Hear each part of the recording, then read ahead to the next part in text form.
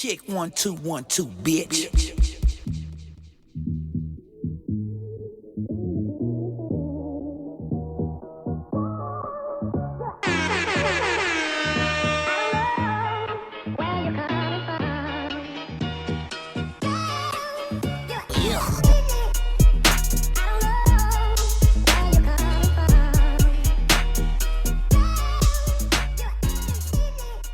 What up? What up? What the fuck is up? What up? This is episode 193. 193. Of the iLLogical Sense podcast. This is your boy Busby. Give me a hell yeah! And over here is your boy JC No Hunters. And Martine. Nah. Yo, what the fuck is up, guys? Shit. Well, Chilling. Seen that one dude on Instagram. What's good, y'all? You know what I'm talking about, right? What's good, y'all? No. The dude that's fucking high and shit like that. Like, he went viral because every time he opens up, he goes like, what's good, y'all? Good evening, y'all. Good night, y'all. Good morning, y'all. He's like a damn pothead. It's hella funny. He went viral. That's the edible kicking in. Yeah. No, I'm telling you, that's who he is. That's not the edible kicking in. No, that's you. No, I'm telling you, that's who he is. You telling us what you were greeting people like on Saturday? Let me find this motherfucker right now. What's good, y'all? Anyway. What's good, y'all? I can't even imagine, bro. But you know what? That's just how I am on a regular basis. So, That's a thing. thank you. How's y'all weekend? It was good, man. My grandparents came over. So, Learned how to put a screen door together. So That's always fun. Yeah, it was hot, so that was irritating. But I actually did learn how to put the actual screen on. Okay. And I was able to get the first half of it. He did one half, I did the other half, so that was pretty cool. And then my brother barbecued, so Larissa came over. Nice chill Sunday. That's what's up. What else happened over the duration of the week? Yeah, just work, relax, enjoying the weekends. I mean, it's always work. Yeah. Shit. Yeah. what did I do? I pretty much worked. Oh, really? Well, obviously.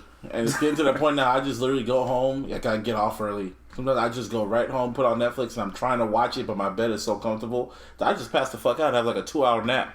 And then wake up and I'm like, oh, shit. Let me explain something to you right now. When the naps go from 4:30 to about 6:45 p.m. Oh, man. Look, man. Round of applause to the naps. He said, I round of applause to the I naps. hate that shit when I was a kid, but now... Oh, shit. man. I wish Yeah, when I heard it was nap time, like, wait, what? What's a nap? Nap time? Nap? Nah. Shit. What's a nap? Now I'm a grown ass man, but like, work? He's a work. When we gonna have a nap time? I need that nap time. I knew I was getting... need that. I need that. Facts. I knew I was getting... No, when I was at work, I was thinking about going home and taking that nap. Like, literally, I was thinking about the nap. Yeah. And I was like, dude, this nap's about to be epic when I get home. Like, I am telling you. What you gotta do is you gotta hit. This is my preparation for that nice mid-evening nap. Right. Shit. Here you you go. at work and you do the post-work meal, whatever that is. Then you put on a bingeable. So anything that you love, enjoy watching just over and over, you just let it run. Yep. Midway through the second episode, yeah. you're going to start zoning right out. You in your comfort zone right then and there. Boom, next thing you know, you've been home for 3 hours, you've been asleep for 2.5. Yep. It's beautiful. That sounds about right, actually. Yeah, it's wonderful. Shit. It really is. Was watching shit on Netflix. What did I watch? Before Last Chance You. I was watching this. It was Last Chance You, actually. Want to just go there now? Nah, I got my sister into the office, finally. Damn. I've been trying to put her on for years, and then she finally came out of the room the other night, and she's like, hey, I'm like, just starting season 2, and it's hilarious. And I'm like, yo, I can watch The Office whenever. Let's go outside and watch. So we watched, like, I think episodes from season 2, episodes like 3 to 6 outside. And she's like, all right, I'm gonna go to bed. And I was like, all right, I don't need to watch this shit simultaneously. So whenever you feel like just wanting to watch out here, just come on. And I was like, I could go from episode 3 to 24. I've seen the same series like 10 times each. Don't matter to me. You said Office? Oh, Yeah. For sure. Step into mine. Yeah. I've been waiting. Shit. For sure. No, but shit, shout out to Netflix because they just made an announcement that they got 7 of the classic ass black shows from UPN. They got the whole UPN lineup. They got Sister, they got Girlfriends, The Game, There was another one. I think the Parkers. One-on-one. One-on-one. One more. It don't matter. It's just all the black show. Oh, yeah, Moesha.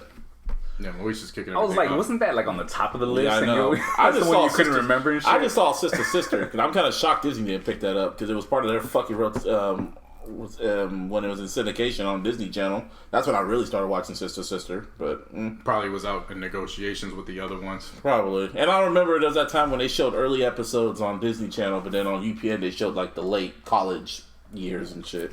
Yeah.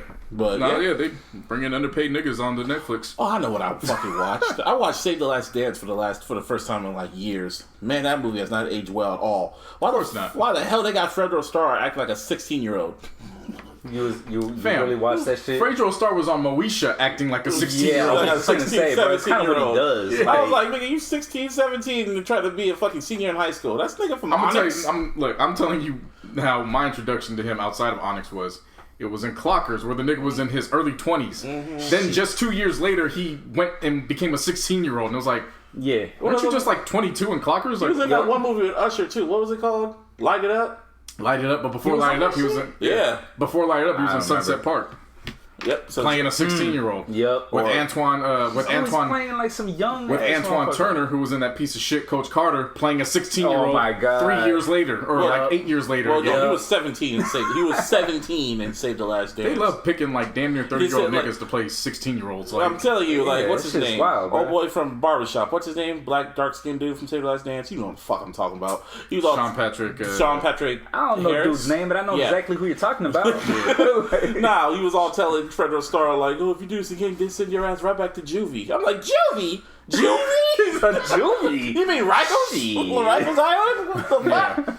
Nah, man, that movie grown ass man going to juvie. You was kind of bullshit. Yeah, Julia Stiles trying to ricochet bullet to his fucking eye and shit. Yeah. Put a bandage over his shit. Right. He's in the back of the squad car just staring at like I ain't seen that movie in like 100 years. And I still remember that shit. Like, nigga, you don't get your ass back on Moesha. Julia Stiles looking like a fucking, trying to look like a senior, but she's like, she came straight from fucking college and shit like that. Oh, dog. Yeah. And that fucking, that whack ass dance move in the end. That no, not that shit. That dance. In the end. My body from side to side. That shit. I was laying in bed. Bro, oh my God. That shit makes me laugh every time I see it. That shit. Every fucking time I see that shit. I was laying in bed watching that shit, and then you see the fucking judges sitting there, and he's all looking at his fellow judges, and they're all bobbing their heads, and he just, he just smiles like, yeah. Man, that movie was fucking trash. Y'all so full of shit. Y'all so full of shit. So when I lived in my apartment complex growing up. When I lived in my apartment complex growing up, my mom used to do not these big old slumber parties, but like all the kids that we used to be friends with in the complex. Mm-hmm. We used to have like these co-ed slumber parties where the boys would sleep upstairs, girls would sleep in the room, like type deal. Okay, so one night she did it, and You Got Served was the fucking movie. Okay. Yeah, now just imagine like 6th, 7th graders like watching it and mimicking the moves. Yeah. Trying to dance like fucking Omarion and shit. Trying to do the spin and shit. Yeah. Okay, Michael. Fuck out of here. Josh was there too. Josh came over to that one. Oh, no shit. That shit was hilarious. No, Say the Last Dance was just, and then they had Casey and JoJo. It's hilariously bad. Yeah, Casey and JoJo doing what's it called? Doing crazy. I can't stand living on the man. That movie was made a lot of money, but yeah, yucky. But that movie, it's not it. It was on HBO Max. I was like, let me rewatch it. I haven't watched this in years. Oh yeah, what's her name? Kerry Washington was in that shit. Mm-hmm. Oh yeah, shout out to Kerry Washington. She got nominated for an Emmy. And Zendaya. Hey. For Euphoria and shit like that. How many did Insecure get? Insecure got like 3. Yeah. And fucking Watchmen got like the most nominations. Watchmen was like killing nominations. And Mandalorian. I was shocked Mandalorian got like 13 or some shit. I was like, oh really? Yeah. So that's like I'm like, I mean, the shit is good. So it's good. It's good, but I can. Disney threw them. It was like, hey, we're gonna need these nominations. No, for Star Wars, for a Star Wars show. Yeah, Star Wars really don't get like nominated. But it's Disney. Star Wars never had a TV show like this. But it's Disney. It don't matter what it is. Like, I get what you're saying. Star Wars ain't had that. But Disney rules everything in media right now. So they like, we don't need the nominations. But it was critically acclaimed though. So. But yeah, shout out to that. I was really happy for Zendaya. I was like, about damn time. She gotta win that shit too. There was nothing but white folks in that category. Shout out Oakland, California. Yeah, feel me? Shit. Anyway, music dropped like we always do at this time. And But did it though? I mean, I said like we always do at this time because Kanye was supposed to drop, but you know he didn't. So, Well, Yo, music dropped on Thursday, and I didn't listen to anything till Monday. Wow. Like I took, Whoa. I took the weekend. That's new. Took the weekend. No, it Yeah, wasn't. I didn't. no, I didn't do it that's last week. new. What the fuck are you talking about? That shit is hella new. No, I did it last weekend. What? Remember, there was all the deluxe versions, so I was like, I'm not gonna. Oh listen yeah, but that's different. They're all deluxe. We talk about new music. This is all new shit. New I albums. mean, that was they all dropped their deluxe versions are all like The albums, project, now. new That's albums, true. projects. You're right. You're right. I mean, but look, but think about it. When you drop a deluxe version, you drop the same amount as a new album now. So Yeah, it's basically like a whole nother it's like album a added disc, on to it. it's like a and disc shit. 2 now. Yeah, Yeah. Kalani's gonna add like a deluxe to what's it called? It was good, then it wasn't. Someone said on Twitter, it was good, then it wasn't, then it was good again. Yeah. Shit. Yo, if they don't go with that, I'm like, hey, fuck it. Fuck. And then it was. That's what it's called. Then it was Drop good again, bang. deluxe. Anyway, who did drop on time for his fans was Logic. His Black album, like for real. Like he ain't coming back. You don't see him on Twitch. But you know, there was Under Pressure that opened it, everything. Now it's No Pressure. And compared to the last few duds, especially Super I really enjoyed this album. He literally carried this whole album by himself, just mainly rapping, and I really enjoyed this. This is one of his strongest albums. So, like fucking Hit My Line was fire. The GP4 Soul Food 2 was absolutely fire. Celebration, fucking the last song Heard Him Say. I like A to Z, even though that last part with the fucking skit in the end was dumb. 5 Hooks was fire. Dad Bod. Pretty much the whole entire album, I really, really enjoyed it. Like, in my opinion, it's by far one of the best rap albums of the year. To me. One of. Not the best, but it's one of the best ones I've heard this year. In my opinion. So there's definitely some positives. I mean, obviously it wasn't what he's been dropping recently. It wasn't true. It wasn't that forgettable. I can tell you that. That was that. I did appreciate the connection to all the previous works. So the Italian narration, of course, Soul Food 2 coming from Under Pressure to now No Pressure. He said that was the original. The one we heard on this album is the original version because he couldn't get Soul Food 1 because of the sample clearances. That's what he said. I was like, wow, ain't that a bitch? Yeah, I mean, it sounds very extravagant in comparison to Soul Food 1. Right. So it makes sense. Obediently Yours being the outro, the same thing he did with The Incredible True Story. So that was cool. I mean, of course, No ID's effect on here. You could definitely tell No ID brought it out of him on GP4, which of course had the Elevators sample from Outkast.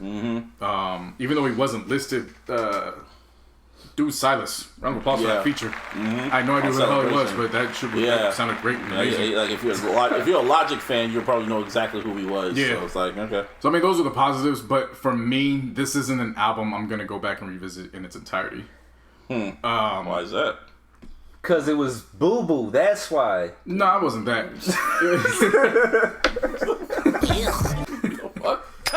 Like, it was cool. I don't know if you caught it, but he resampled a lot of songs that not only he already did in recent memory, but ones that his peers have done, and you just can't get rid of those. Like, it automatically comes to the head. I mean, Hit My Line is the same sample as Igor's theme from Tyler, and that literally just came out last year. The one with Erykah Badu shit? Okay. No, the Hit My Line. Oh, yeah. So that was the same song that got sampled in Igor's theme. And then Open Mic is the same sample that Kendrick used in The Heart Part 2. So right off the back, I'm thinking Kendrick. So even though he's spitting, like I can't get the connection out. Yeah. And then later on when he does Dark Place, it's the same drum pattern from Open Mic. Literally. So like when I got to Dark Place, I'm like, is that the same song? And I went back and I was like, wait, okay, it's the same. All right, cool, I guess. So like he was rapping on Dark Place, but I couldn't get like he literally sampled the song on like track 4, and then by track 10 it's the same drum sample, just different melody, and I was like, all right, And then Man I Is, then Man I Is of course was the Too Deep for the intro by Cole, right? And then he already did it for Indica Badu.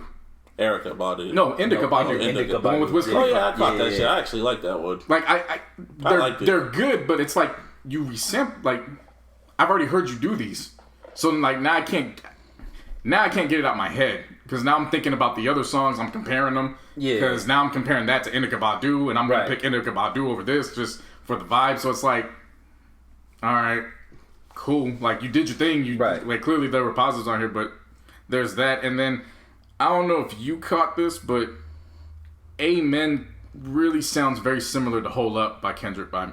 Like it sounds way too close to Hold Up. Amen. Yeah.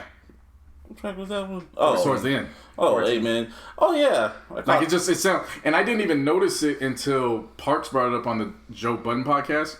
I really didn't pick up until he said it. Every time Kendrick dropped and Logic dropped, the projects did sound a little similar. You just now realized that? Yeah, and I never put two. You never realized that? I heard that when I heard Under Pressure for the first time. You hear different things. No. On Under Pressure for the first time, I heard elements of Good Kid, Mad City spread. Yeah, but I was was never paying attention. But one of the reasons I was never paying attention is I was listening to these while I was filming practice. So like by the time I'm able to process it, like I've already consumed the record, so I'm not tying two and two together. It's like life got in the way. Yeah. I mean, like to me, like, but I never shit. put two and two together until he said it. So I went back and re-listened to Under Pressure. I'm like, okay, the Good Kid, Mad City elements are there. All right, the Incredible True Story.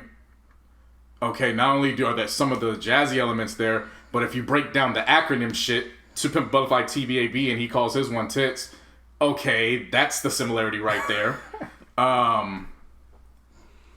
What else was there? I mean, granted, the Everybody and Damn, it's not really the same, but I can, whatever. No. But it was just that, and I was like, Like, I never caught it until then. And then hearing Amen and then thinking of Hold Up, I was like, oh, okay, now I get what people have been saying over the years. Right. Like, okay. Yeah, that's one of the first things I realized when I first heard Under Pressure. I heard hella like elements of Good Kid, Mad City spread throughout. Then I heard him kind of rapping like J. Cole, and then there was a little Drake in there. And I mean, it was enjoyable. But I was like, it was like a hybrid of, he was trying to be a hybrid of all of them. That was my first like reaction to like Under Pressure, and I was like, oh, okay, this is kind of Till I got the Tits, the Incredible True Story, and I was like, okay, I enjoyed this one a little bit. Everybody was But see, I liked Under Pressure. Like 2014 Under Pressure, I think was my 5th best album of the year. Like I enjoyed that album. Shit. So I never put two and two together just because when I was listening, I was doing other things. Yeah. And by the time I was able to actually listen to the albums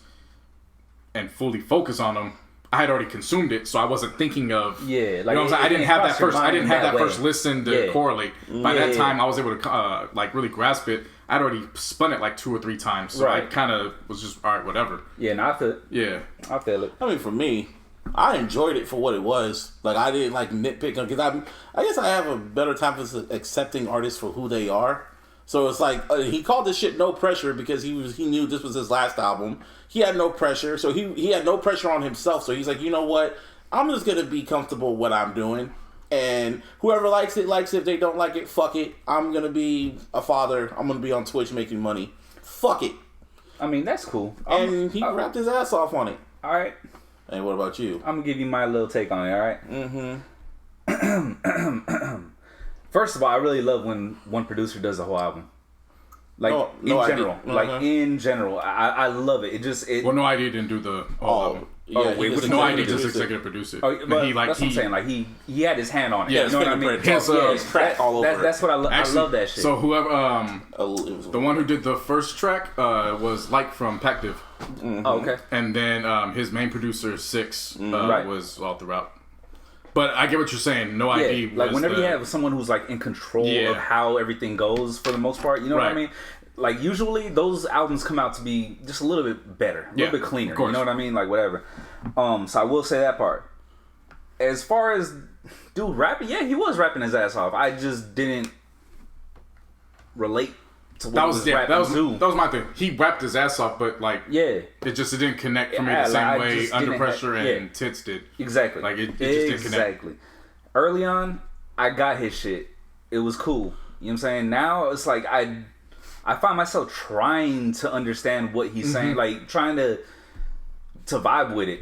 You know, instead of it just coming naturally and shit. That's what I mean? That's what I kind of realized when I was at his when we were at his concert for Incredible True Story. I can understand why he has a huge fan base. Yeah, like I can completely understand. It makes sense. Like, they connect with him well. Yeah, and he's very open and shit. But to a hip hop head, I'm like, okay, that's cool. But if I have to be like.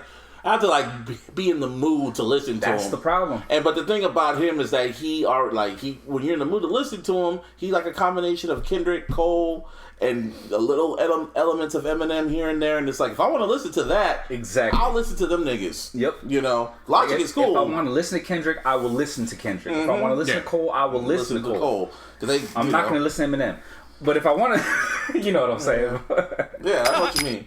No, but I mean, the thing is, too, even though I like the connection with the outro, I would have liked for him to have sprinkled raps in what that monologue was. Yeah. Because, like, think about it. If this is his final album, the last thing we hear from a Logic album is 6 minutes of not Logic. Yeah. So seriously. That's like, I enjoyed the connection, but I would have liked if he did the Kanye or the J. Cole thing. Just make the track 12 minutes or whatever. And then, rap and then just then let it talk. Yeah. And then but at least let us hear you on the final track. Like, we didn't hear him on the final track. We didn't even hear Talia just say, this has been a conclusion. Thank you for all the years. Goodbye. Like, there's nothing like that. It was just that. So it was like, That's why some people don't believe some people don't believe this is his last album.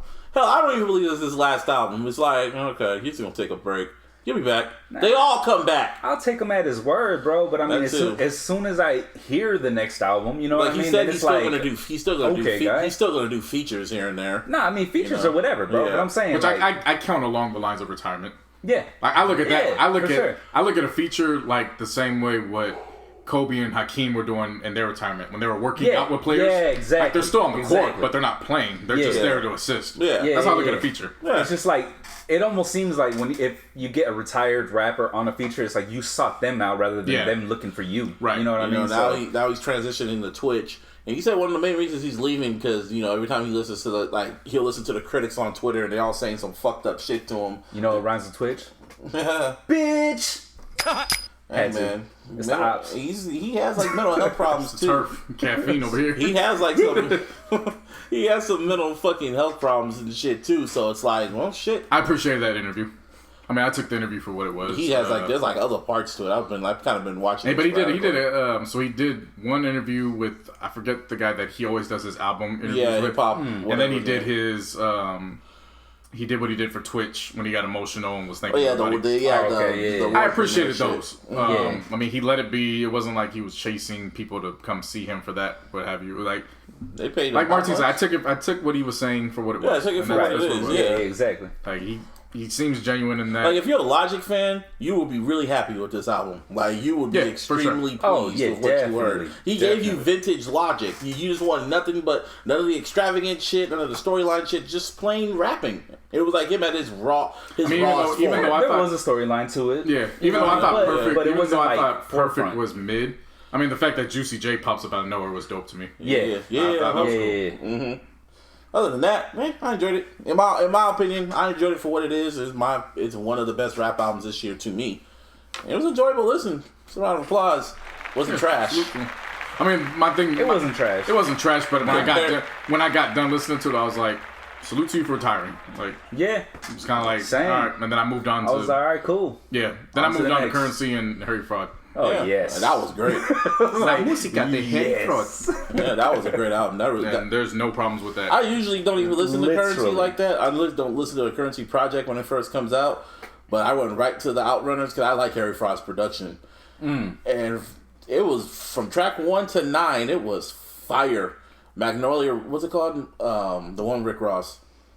Mugello Red. That was smooth. I like Golden Chrome being dedicated to Cruz, his son. Yeah. Ravella Beach with Conway. I liked it all. Yeah. In the Coop with Jim Jones was fire. I love that. No, seriously. That shit. And then Jim's verse actually took me by surprise. I was like, whoa. Jim Jones been coming with it. Spitting. He been doing that for years now. Yeah, this is another. I know, but I'm just saying, like, this is another. It's not that it took me by surprise as far as what he's previously been doing. It just caught you off guard because you weren't expecting to hear him on the project. Yeah, for this album, I was like, wait, hold on a second. Who's up? Oh, fucking shit. This is another contender for best rap album of the year. This Currency is really good. Currency is literally that rapper that he goes under the radar, but he has everybody's respect in hip hop. Like, yeah. Nobody says anything bad about Currency. Oh, yeah. And he's worked with everybody. Literally like, everybody. there's not one person that you could think of that he hasn't worked with. Yeah. In some way. I mean, and then he became a surrogate father to T.Y., which is BG's son, while BG was in jail. Yep. So he took him under his wing, brought him to Jet Life, and put him in a position to win. T.Y. just doing his thing on the undergrounds. Like, he's just very well connected. He's like that middle ground guy where you may not have the budget for that big time feature, but usually the first person that comes to mind to get on the project is going to be Currency. Hell yeah. Yeah. That was a great album. Really great album. Hell yeah. Seriously. Him and Harry Fraud, Harry Fraud rarely misses, but when Currency and Harry Fraud get together, it's special. And once again, you get one producer. Yeah. You know what I mean? Yeah. Yeah. I like when Currency taps in with one producer at a time. Yeah. Because he's done it with, of course, when him and Freddie did, what was the joint they did with Alchemist? Fetty. Oh, they did Fetty with Alchemist. I forgot. Yeah, they did Fetty. Then he also did another, I think he had another just a project solo with Alchemist. I think he did one solo with Sledgren. I wouldn't doubt it. Yeah. Like when he locks in with one producer at a time. Yeah, for sure. A whole bunch of weed and just beat playing and raps. Yes. That's all you really need. Anyway, continue on this road. Another EP dropped. House, featuring 50, or, Virgil. With Lupe Fiasco. Virgils. Well, 2 Virgils. Yeah, Lupe Fiasco. What's her name? Can't even say her damn name. Crystal Torres. Yeah. This one, I really enjoyed this project. Again, with Lupe Fiasco, he rarely ever misses. It was, the first track, I was like, okay, an intro from Virgil, and then Dinosaurs. And I remember hearing on the Joe Budden podcast when they were laughing their ass off about it, because, Lupe is doing his super lyrical shit. Hold on. Yeah. Not even about the super lyrical shit. Just the shit that he was saying was like, dog, you're really talking about like real dinosaurs right now. I know. At first, I didn't listen. At first, I didn't listen to the Joe Budden podcast. Somebody told me to listen to it, and then that's when I sent it to the group chat, and I was like, "Yo, what's going on with Lupe right now?" And then I went and listened to Joe Budden, and I was like, "Oh yeah, see, they caught it too." Like, but then when you listen to it, how he's describing everything, I understood the track like off top. I was like, okay, because Lupe's always been like this. I mean, I get it, but so it's not surprising. I'm still gonna get these jokes off because when he said when they make that noise, "Wow," I was like, "Oh my god, yeah." That shit was stupid, though. Like, I understood what he was doing. I understood what he was doing. Understood what he was doing. So I was like, okay, but it was made for like to be a joke, but it was like whatever. But Dinosaurs was good. I like Saddam, or was it not Saddam? Sledum was cool, and Shoes and LF95. It was like vintage Lupe. And I was like, damn, I want like 5 more tracks of this. Just give me an album. But 4 out of the 5 songs were cool. It was just the Dinosaurs was So you like the intro too? Yeah, I mean, it was decent. Like, he wasn't even rapping on it. It was just Virgil talking. I'm not complaining about it. Like, obviously, it sets the tone. So I guess, all right, if you want to go 3, then 3. But I mean, the one I'm really like, I'm not gonna be able to look at Dinosaurs and be like, yes, I'm gonna listen to the Dinosaurs. Like, anytime I hear that shit, I'm gonna laugh. Yeah, it is what it is. I mean, I guess. Maybe it just flew over your head. I mean, I understood. It could fly over my head. It could fly over my feet. It could go across. So like, when the nigga goes on and says, "Row," it's like that. Yeah, you're right. I'm going to laugh. It did fly over my head. So I mean, did you laugh like a pterodactyl? Do you laugh when DMX growls on the fucking track? No, because when DMX growls, he sounds like he's going to kill somebody. Okay. Yeah. There's a difference between. Wow. Yeah. There's a difference between a pit bull sounding growl. And then it just out of nowhere, just like. Hey, look, man. Really even if it's a Chihuahua sounding growl, you know what I mean? Like, them motherfuckers is demonic, bro. Yeah. You know what I'm saying? Anyway, I enjoyed the track. That's cool. You can enjoy it. I'm just gonna say, like, I'm not saying you're wrong for enjoying it. I'm saying I like that. For me, I'm always going to laugh when I hear that record. That's just what it is. I guess. Anyway, when it comes to the internet never fails, and this is a complete example of that. So. When Kanye's album, My Beautiful Dark Twisted Fantasy, was about to come out, or wasn't supposed to come out, it still didn't have a name. We thought it was still called Good Ass Job. Months before the album was about to come out, we knew Kanye was working on it. But months before it came out, a zip file screenshot came up, and it had the whole track list of the album and shit like that. So everyone's like, oh, this was like months before Kanye even like called it My Beautiful Dark Twisted Fantasy or anything, right? So they saw the file. So people downloaded the file. They opened the zip file, and it was password protected. It was encrypted. So in order to unzip it, you had to fucking put in the password. Hackers didn't know the damn password. So for those months, we didn't hear shit until Kanye, you know, revealed it over time. The Good Fridays, the Runaway movie, and then the album. So the internet, somehow, someway, 10 years later, figured out the password for the rough draft of My Beautiful Dark Twisted Fantasy, and it leaked. And it was literally tagged with this copy is for Hype Williams. So these were the mixes he sent to Hype Williams when he was doing the Runaway movie. And I was like, wow. And the tracks, I mean, they're not, you can tell they're not done, but they kind of sound done. So that was like fucking wild to listen to. Did you listen to them? Any of y'all? Yeah, I mean, no. They didn't sound done. So, I mean, some of them sounded done, like fucking Power sounded done. Power sounded done, but you could tell just from the equalizer. Like, you could tell they still had to do that final. You could tell. They had to do that final, like, for what Busby's saying, it is true. Like, it was basically at that next step right before you get to the equalizer and then the mastering. Right. Mm-hmm. Like, it was just one mix away, so it was just there. Like, if anybody else would have released this, it would have been the most fire album. If it was a Kanye, if it was someone else that released it, it would have been fire to them. Like, the original title of All the Lights was called Ghetto University. Yeah. Yeah, that was the original title. You didn't hear, I guess Nicki recorded her verse of Monster before Hov did. Because you don't hear Hov or Rick Ross on the original version. Oh, for real? Mm-hmm. I mean, Blame Game... You could tell that shit wasn't done. Yeah, because he's singing the hook on Blame Game. Which, I mean, it's not bad, but you could tell it's the reference. Like, it wasn't done. And that's, and what's it called? That's My Bitch and The Joy that was on Watch the Throne was on there. That's the thing, too, when it comes with the leaks. Like, some of these leaks are going to be, you know, the first and second takes. Yeah. Which they're not always the takes that are ready to be released. Right. I think a lot of people, they get this idea when musicians, the whole I go in the booth and one take it, and they think it's literally just the vocals, and all they do is just pass it to mastering, and they go, like, that's not the process. Kanye's demos are like a struggle to listen to, because you could tell he's just, because a lot of the raps, he'd just be mumbling the words, because like Hov, he doesn't write. That's just like a reference for himself. That's why I hate listening to it, because you can tell it's not done. And when Kanye's rapping, he be mumbling, so it's like unlistenable damn near. So I don't know why some Kanye fans get all... like on That's My Bitch, you literally hear him mumble the hook like something in the bit. Yeah, that's my bitch. I was like, oh, okay. But even then, like, it wasn't...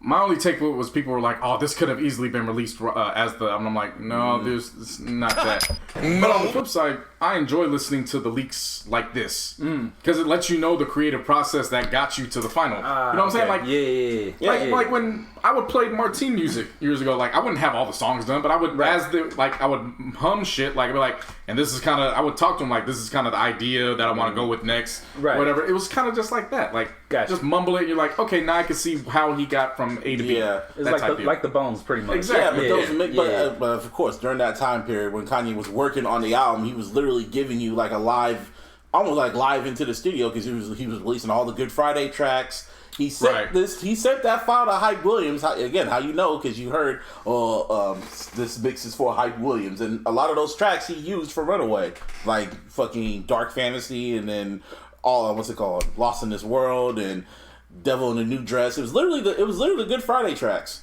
So it was enjoyable. I mean, I listened to a little bit of it, but I was like, I know how these shit sound. Yeah, I mean, it's something to add to. It's some you're not gonna like obviously go back and listen to it like every single day. Right. But it's something to add to your external drive, just so that you have it. You know, and it's historical for internet heads like myself. Because I remember when that shit came out, and if this shit would have leaked, that would have hurt Kanye. That album would have gotten pushed back. But you know. Yeah. They got completely redone. Maybe that's sad to think about, but the breakdown might have happened a lot sooner as a result. Maybe maybe I don't know, but it came out the way it did. As we're going on from Kanye, two of his, I would say, well-known collaborators since My Beautiful Dark Twisted Fantasy, they popped up in the news. You got Rick Ross and 2 Chainz. Of course, Kanye has done many songs. Was in a part of the Maybach Music song series for part 2.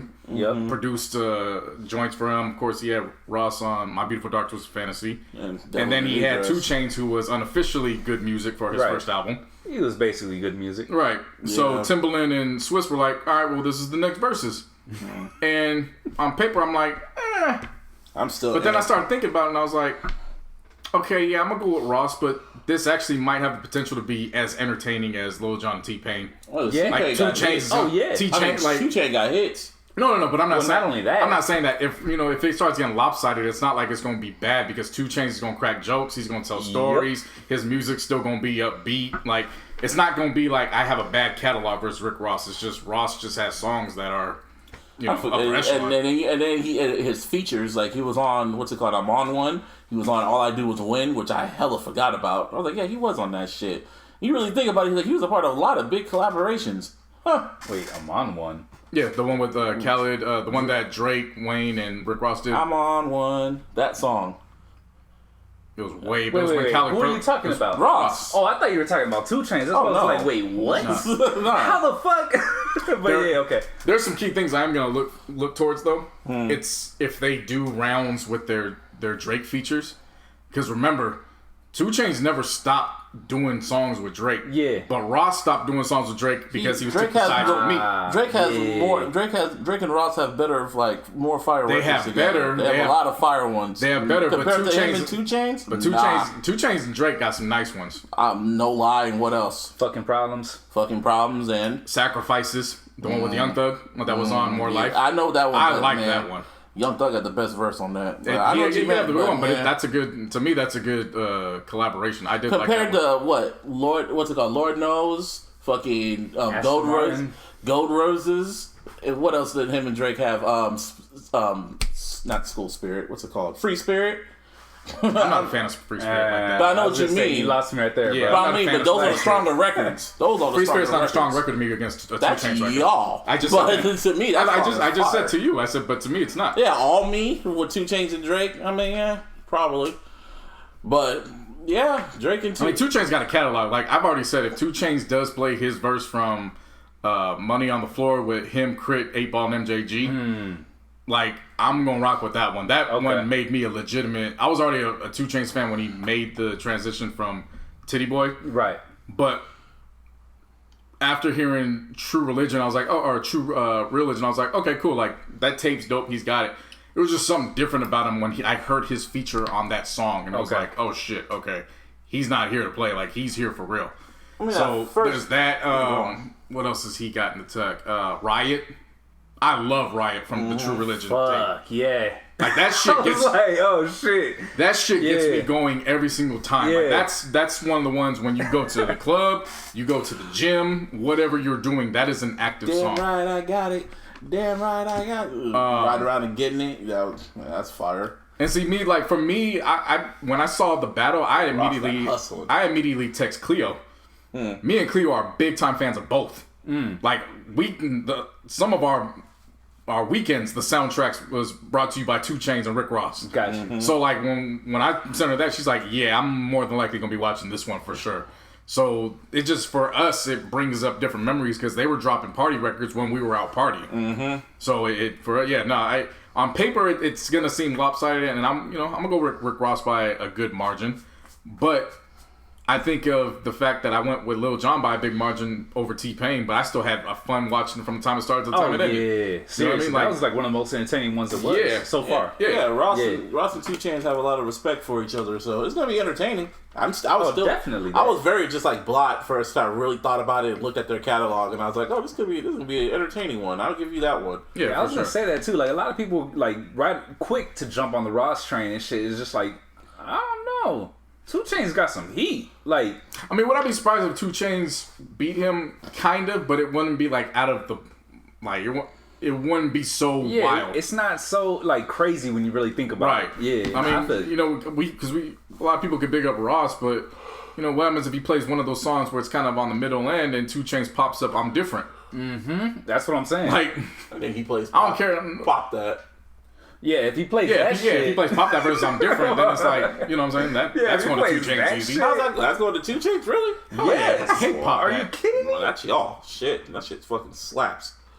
But to you. I know, to me. That's why I said to me. Nah. I don't like when French and Wayne are on the same records with each other mixed. Like, they don't mix to me. Let me see. What are the songs that they do together? What? Any mixtape records they've done in the past. I don't even. Yeah. Yeah, like I don't like that. I don't like the combination. I didn't. I'm like, cause that one song, like that song, pop that. Nah, that's. Yeah, nah, I'm not. Cool. I mean, it'll get your party going, but I'm not picking that over. I'm different. Nah, it's not even. It won't get your party going. It's like one of those ones that you kind of like throw in there. Oh no, it gets the shit jumping. It will. The women depending on the timing of it too, though. You know what I mean? No. The women here don't stop. Okay, yeah. I mean, that's all that matters in the club is that. But when I'm different comes on, it's a different record. Like everybody's joining in on that. Everybody jumps in. Yeah, I'm different. Like a fucking sleazeball anthem of the day. I'm different. Yeah, I'm different. But yeah, 2 Chainz and Rick Ross. I like I said, it's entertaining. We didn't have no live for that shit. But yeah, anyway, I'll probably do a live for it. Another one that made me go, was that for whatever reason, because I felt we talked about this shit. I guess Twitter wanted Usher versus Chris Brown for a versus. And we talked about it. We talked about this. We did, but it's not. It caught Timbaland and Swiss Beats' attention because it really started bubbling, and everyone kept saying that Usher would win soundly, and I was just like, nah, I don't. Wait, versus who? Chris Brown. Oh, I'll give Usher. I'm not gonna play Usher. I'll say he's the favorite because of his stance. Yeah, for sure. But after Lovers and Friends, his catalog's not as solid as people think it is. All you need is 20 songs. All you need is not. It's just that, and the thing is from '97 to 2003, 4, Usher does have those records that are like undeniable, but at the same time, he also has different levels of his classics. Like to me, there's Nice and Slow and My Way, there's Nice and Slow and Make You Wanna, but then there's My Way. Where My Way's cool, it's a classic, but I could see it getting beat. Yeah. Versus Nice and Slow and You Make Me Wanna? Yeah, thank you.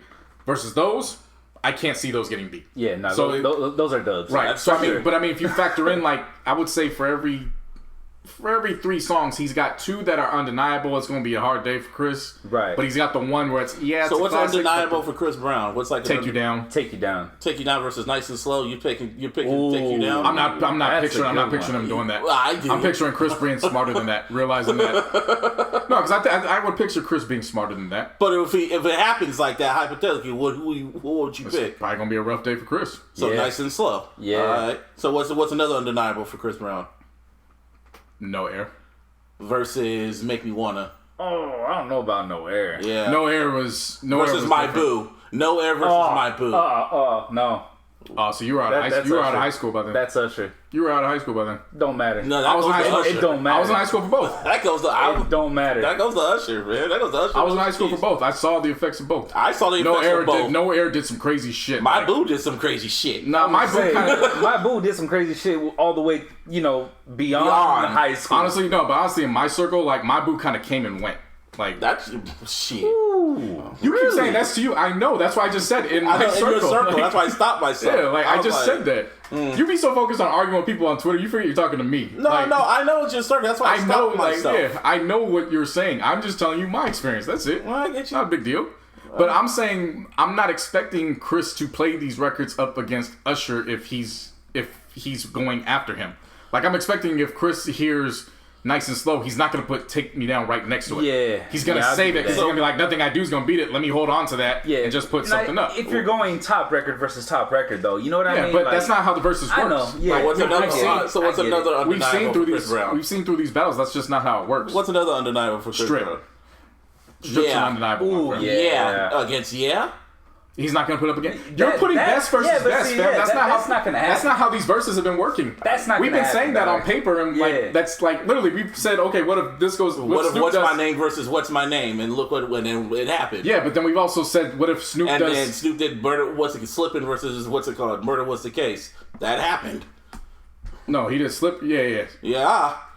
But then he also did. Josh, you're 100% right. Song, timing, and placement are critical. So you're putting up the best of the best. Mm-hmm.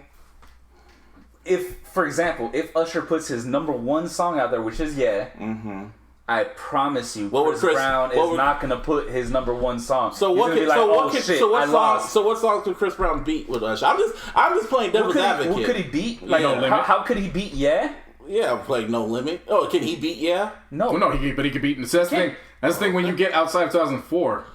that's when Usher's catalog starts dwindling. So he can easily counter Chris Brown. That's what I'm saying. If Chris Brown goes first, he can easily just counter him. Yeah, but it's the fact that that's going to switch after the first 10 rounds. Like, you remember, it's going to, at some point, it's going to flip around. Yo, you can make the case, I'm talking to the viewers right now, for a pop-in or wall-to-wall, but I promise you, those shits is not touching yet. No, but that's what I'm saying. Like, those shits is not touching yet. When you get out of there, but you got to remember, Usher also started doing music that was in Chris's lane. For the pop shit. No Limit, Rivals. Okay. Yeah. I can see Usher playing those. That's what I'm saying. Like, it's not going to be best record versus best record. It's like Justice. It's all about the timing. Yeah. We've seen that with the verses where we're like, okay, yeah, that's for sure. And then they played the round in like round 3 when we thought they were going to hold on to it till round 10. But you know what I'm saying? Different. I mean, hey, no, they are, but I'm not going into it expecting them to play best record versus best record. That's because we gave props to Josh. Listen to what I'm saying. You're not even listening to what I'm saying. Real quick. We gave props to Josh for saying that, for realizing that timing is critical. But he just said, "Excuse me, miss," could touch. Yeah. Excuse me, miss. Oh, excuse me, miss. I'm not gonna say it. No. Hell no. I'm not gonna say it. No. Listen, I'm not going to say it. I'm not going to say it, but there's a world outside of us, and for whatever reason, it's worldwide. And for whatever reason, listen, I'm not saying it's worldwide. I'm not saying it. I'm just saying, don't be surprised if you see 27% say, yeah, they agree with Josh. That's all I'm saying. Oh yeah, no. That's what I'm getting at. Yeah. I'm not saying it's going to be Yeah, is one of those undeniables. I never said that you agreed with him. All I'm saying is, nah. Well, because it's like he jumps out and he goes, when I say they're not going to play best versus best, he's like, shit. I'm like, no, you're missing what I'm saying. We go into this thinking like, okay, Take Me Down versus Nice and Slow. But rarely that doesn't happen. Really happen. Like, we've seen these battles. That's not going to happen more than likely. Yeah. Well, it's kind of been happening. To an extent, but not really though. Like, think about it. I'll bet you $5, bro. That like legit, they probably work together and be like, all right, for this one, I'm gonna play this one. You play that. They do it like they're not doing it as a competition. They're doing it as a show. I wish it was a competition. Yeah, but everything's a production nowadays. So, I have no problem saying Usher is the favorite in that. I would still just rock with Chris because again, once you get past 2004, he doesn't have those solidified, okay, yeah, for sure he's going to win. Like, what happens if they do, Call Me a Mac versus Run It? Call Me a Mac? That's Usher's very first single. I was on the Poetic Justice soundtrack. Like, I was thinking, why would Usher play that shit? Because he's saying... That part of his 20? Well, because why wouldn't he? He's like, hey, this is how I got my start. Because it's only like 20 songs, so you got to pick 20 songs that goes head to head. I don't think that'd be on this 20, bro. What would knock it out? What would knock it out? And I don't even go to the best of the best. We know the best of the best. Just think of something that would knock it out. What, that Little Dicky song? Wait, what? I don't even know that. I didn't say Chris. I said Run It. Oh, Run It versus really? If they do their very beginning songs of their careers, You Make Me Wanna. No, it wasn't. Usher's first song was Call Me a Mac. Yeah, I was gonna say, that was his first song, Call Me a Mac. That was the first single. If they did a music video for it. Like how Chili was the lead woman in Call Me a Mac. Like, check it out, bro. You know how when DMX went, he said, this was the first time you heard me play the fucking intro. Yeah. You know what I'm saying? So he could go that route. He could. Like, you're thinking of his first song with JD, but his very first introduction to the world was Call Me a Mac. Yeah. There was a whole video for it. It was made a single. Yeah. If they do that and they're like, hey, let's do first track versus first track, it's gonna be Run It. Like, that's just that simple. Yeah. Now, do I think they're gonna do it? No. Nah. But I can see Usher. Possible. I can see Usher putting "Call Me a Mac" in there because that's something very herald. That's your first track to the public. Yeah. Why would you not put that part of your 20? Unless you just don't look at it like that. Yeah. He could. For all intents and purposes, he could. I'm not in the battle, and it's not real. But I would imagine any artist that we've seen, they put their very first single in. Well, a lot of these artists, their first single took off. You know what I'm saying? But like, a lot of them make me wanna. Yeah, a lot of them, their first single took off, and with that, I don't know, man. He'll put Make Me Wanna versus. He might throw it in there just to throw it in there. I would say this for sentimental reasons. I could see him throwing it in there. It was his leading lady was Chili. Yeah, she was his leading lady in. But this is what I'm saying. Remind me, right? Yeah, but that was when they were together. Yeah. When he was a 14-year-old, he had Chili. Yeah. And also, someone in the comments just said that nothing Chris Brown has dropped is touching confessions, and I agree with that one. Yeah, it's gonna be tough. Yeah, no, you're right. He has Burn. But you can't play 20 songs from Confessions. Like, let's make it clear. You can't play the whole album from Confessions. You go to 8701. Snoop played like what? 75% of Doggy Style. Like, he can go to 8701. Like, he can go there. Confessions is 21 tracks versus 13. I know. But still, you know he can go to 8701. That has 8701. I got what? What's it called? You Remind Me. You Got It Bad, and You Don't Have to Call. I love that song. You can add those three. I have those three. Yeah, but I would say out of those three, the final two are like the for sure. Like, you don't have to call, and You Got It Bad are the for sure. So what's like the knockout blow for Chris Brown? What's the song that he could use that's undeniable, no matter who? Like, what Chris Brown record is undeniable? We can say that, but I said the same thing about G's and Hustlers, and look what happened. Yeah, I know, but it depends on timing. But what it depends on timing. I'm not gonna do that because I just said I thought for sure none of it was gonna be G's and Hustlers. And what's one of his major Nothing's records? Gonna Touch. Yeah, we already agree with that, right? Yeah, like the three of us agree with that. Mm-hmm. Nothing's Gonna Touch. Yeah. In that aspect, besides taking out of the conversation, right? What would be Chris Brown's number one song to go to like that? Yeah. No fucking in that that frame, you know what I mean? I'm really thinking about it. Like, I'm really trying to think. And a lot of his big records can be beat by Usher's bigger records. A lot of them. They can. Because, I mean, if you go Take You Down... Someone said No Guidance. Nice and... No Guidance? No Guidance definitely has a shot that it won't be beat if he plays it at the right time. Yeah, once again, but that one comes down to timing. Mm-hmm. Yeah, all these come down to timing. Yeah, for sure. Like I said, if it does happen, but that's because one thing I disagree with Chris is he's like, I can do it with features alone. You're not gonna beat Usher with features alone. It's not gonna happen. You could do that with anybody else in your peer group, and that's cool. It's not gonna work against Usher. Hell no. The more I thought about it, I was kind of going for Chris Brown, but the more I think about it, Usher got a lot. There's only just 20 records. He can go to his biggest 20 records and shit, from My Way to Confessions, and fucking probably sprinkle some features here and there. Because that's the thing, Usher really don't got a lot of features like that. He got 20 I feel like songs. He has a lot though, dude. He doesn't. Like, I went through the catalog. They weren't like the. So you got I Need a Girl, part one. Okay. And then you got. But to me, that could be beat. Part one, yeah. Part one could. Part because two, the why? Because remember we talked about this on the podcast. A lot of people are like, no, it's part two for me. And everyone knows it's part two. Yeah. So to me, as good as it is, that's a classic that could be beaten. Mm-hmm. And then he has the remix for Alicia. So he got Alicia for My Boo, but then Alicia got him for the remix of If I Ain't Got You. If I Ain't Got You, yeah. So there's another feature. And of course, Lovers and Friends. But then after that, all his features are kind of like. He has that one song with Rick Ross. That's definitely can be beaten. I know. Which one was Rick Ross? I forgot the song, but it was on. I feel like I know it too. On Touching You. Yeah, Touching You. God Forgives I Don't. That's a good one, but that can be beaten. Right. Mm-hmm. Like, those are like the three features where it's like, okay, he's got it, but all his other features are just, just go there. New Flame. No Flame can't be played because both of them are on the same song. I know, but I'm just saying, like, still haven't answered that question. What would be Chris Brown's like Joker card? What would be his biggest? What would be the equivalent to for Chris Brown? So that's gonna be rough because people don't view him the same because of what happened at the Grammys or the night before the Grammys. Someone said Loyal. Shit, that could be beat. that could be beat, man. That could definitely be beat by My Way. Yeah, that could be beat probably by a few things. The more I'm thinking about it, like, damn, it would be a rough night for Chris. His ego will get hurt. Try to compare him to Michael, and you have Usher beat him with like 10 records. Oh, that's not gonna happen, dog. It ain't gonna be 10 records. Come on, man. Yeah, but it's like whatever, because Chris Brown is as talented. He has a lot of like features, but a lot of them are forgettable too. So, I mean, it depends though. Depends, yeah. Like I'm not gonna imagine Chris Brown's hooks. His Tinashe feature versus. Dude, Chris Brown makes warm up music. Like, when you go in the club. And like it's not even peak hours yet, but then you be hearing like Chris Brown playing. You know what I'm talking about, right? Yeah.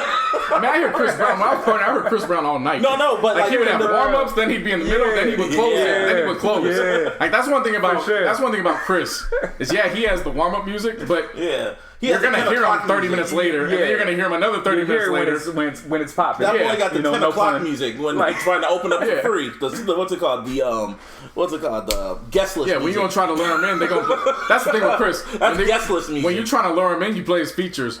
But then he gonna get his own little 15-minute run where his big hits are right there. Yeah. Like, and then he's gonna close it out with "Say Goodbye."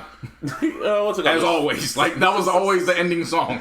"Say Goodbye." Oh, that's Freak. It was like, oh, Drake right now. Oh, Strip. There you go. Yeah, Strip. Deuces. That's the one I forgot. That could be beautiful too. Shit. Yeah. Damn. No Bullshit's a hard one though. Nice and slow. You know what? I forgot all No about Bullshit that is a hard. shit. Like that's, I wouldn't say it's like the ultimate unbeatable, but that's one of his strongest records. Yeah, that is a strong one. No Bullshit. Chris Usher got that. That's the one with the K-Mac, right? Like yeah, he did the beat or some shit. Yeah. It depends on. Again, it's not a definite one, but it depends on timing. Look at Me Now. That's a good one. Yeah. I'm not going at his Usher's best. I'm just throwing songs where if he plays it at the right time, Look at Me Now is a good option to go. Oh yeah. Yeah. I mean, the battle ain't gonna happen. I mean, you could really think about a lot of his rap tracks. Yeah. Because he's like versatile like that. I mean, shit. What if he throws on the Function remix? What happens then? It's not fair. You know what I'm saying? Like, and I think that's another way he combats Usher. Yeah. Usher ain't rapping. That's true. And if Usher isn't putting up his for sure unbeatables, it kind of hits different when you hear Chris jump on and he's rapping now. Yeah. Like it kind of it comes down to the timing. That's all it boils down to. Like on paper, yeah, for sure it's gonna lead to Usher. But every time we go in these battles, it's like, wait, why are they doing this? What happened? Yeah. Like, you know what I'm saying? So I don't put much stock that I'm ever gonna see Take Me Down versus Nice and Slow if it happens. Right. But lately they've been kind of going. I mean, shit, Snoop threw Pump Pumpin', and I was like, for real. How'd this make it? Yeah, one of his favorite records. Shit don't make sense. Yeah. But It don't make sense though, bro. I mean, shit, man. Battle ain't gonna happen because Chris Brown's stuck in the fade or his ego's telling him, nah. He keeps saying, I humbly decline. Because, you know, in a way, like, he has a reason to be cocky. Niggas keep calling him the second coming of Michael, but he don't have a Thriller. And there's a reason why niggas keep comparing him to Jacquees, so I understand why he's taking that stance too. Motherfuckers comparing him to Jacquees, like, shit. Do not disrespect Chris Brown. Someone on Twitter said some fucked up shit. They're going, you keep comparing him to Michael, man. He's the second coming of Michael. And there's there's a reason why Usher was one that actually danced with him. And there was a reason when Chris Brown went to go meet Michael, he died. I was like, okay, that's mean. Wow, that's harsh. It is. It's like. Yeah, someone said that on Twitter. I was like, damn, I didn't even retweet it. And this ain't to defend Chris Brown, but it's because the day he wanted to go meet Michael, it was the same day he died. Chris Brown went on record by saying that. Oh, that was the day he was gonna go meet him for the first time, or like one of the second times or whatever. That's when he died. Oh, so he already had met him. Yeah, he met him at the World Music Awards. I remember that shit. Okay. I mean, and this isn't to just defend him, but it's to point out the obvious. Usher didn't go through what Chris went through in the public light. So you can't wipe away the fact that there's that little 2 to 3 year period where it didn't matter what Chris did. It was, that was the public perception about him. Oh yeah, like get the fuck out the car. It's like he literally. Easier said than done. I know, right? He climbed his way out of that hole, and I'm not saying he should be celebrated for as a result of that. Right. I'm just pointing out that. Yeah, it's gonna be tough because it's more than just music. Like people are coming in with perceptions about Chris. Yeah, and lately he has shut the fuck up. He has not gotten in trouble. He's been raising his daughter. But see, even with him saying, I could do this with my features, I know what he's doing, and I like the stance. He knows that he's not gonna be seen as the hero in this battle, so he's playing it up like he's Floyd, like Mayweather. Like, all right, let me just take the villain role. He's just being cocky. Him and Usher are cool. Yeah. Like.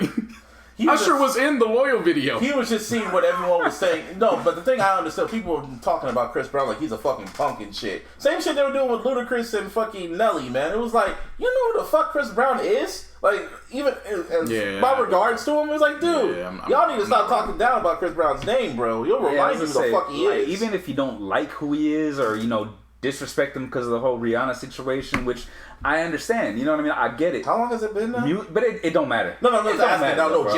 In general. 11 years. Huh? 11 years. Shit. Damn, really? That's what I 2009. All right, but like I was saying though, like even if you don't respect him because of that situation or for any other reason, musically you gotta understand, like the dude is fucking amazing. Yeah. Musically. Mm-hmm. There's a reason why people called him the second coming to Michael, because he was right there. If he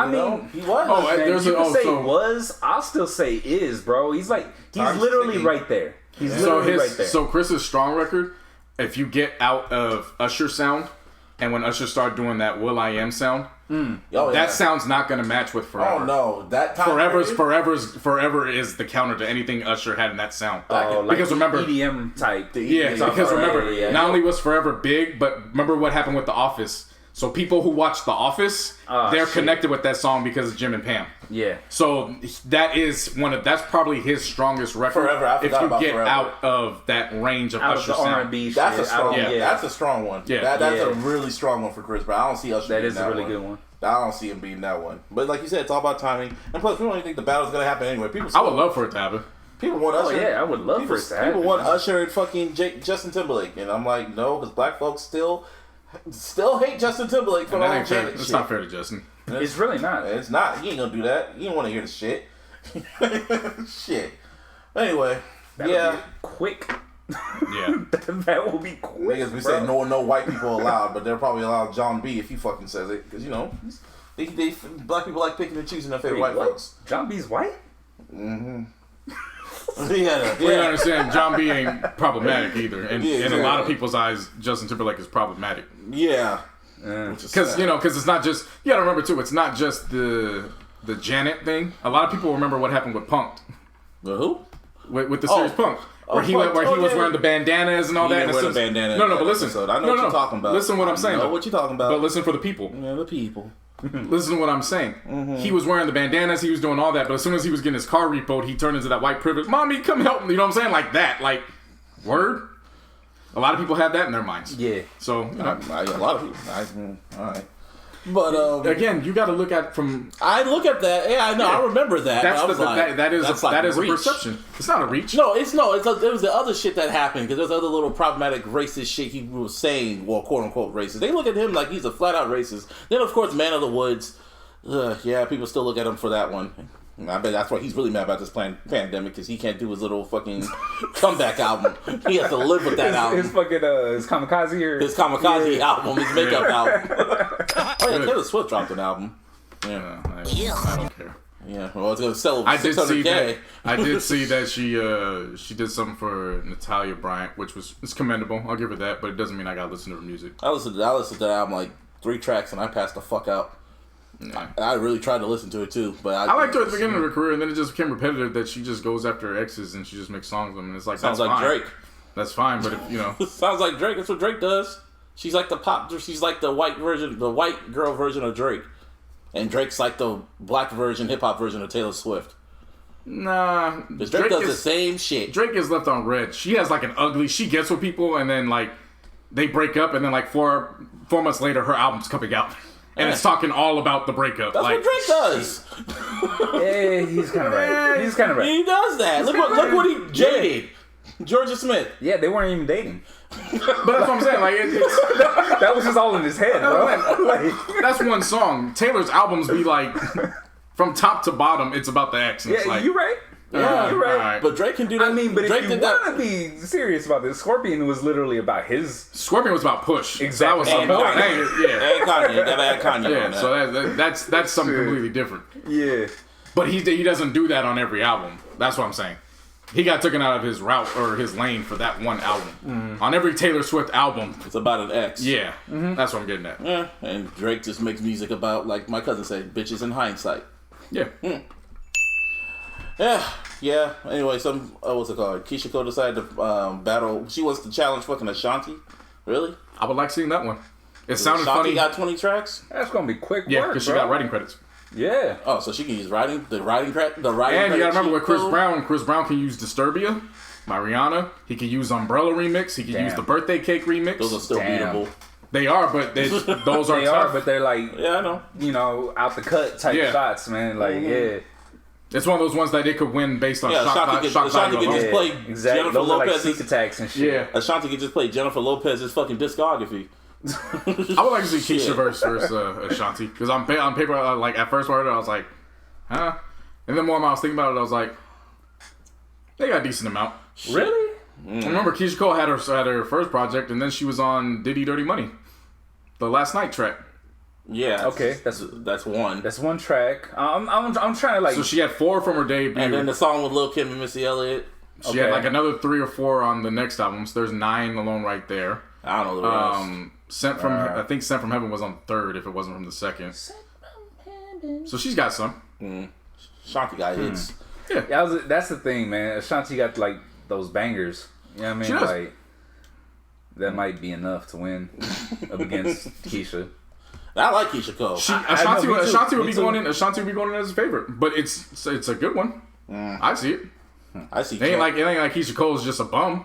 I'm not saying that, but compared to Ashanti, but yeah, who you gonna put Ashanti against? Mary J. Blige? Because that's you're looking at the same thing. You're looking at the same thing in this one. No, I see Ashanti versus. I see her Ashanti versus Maya.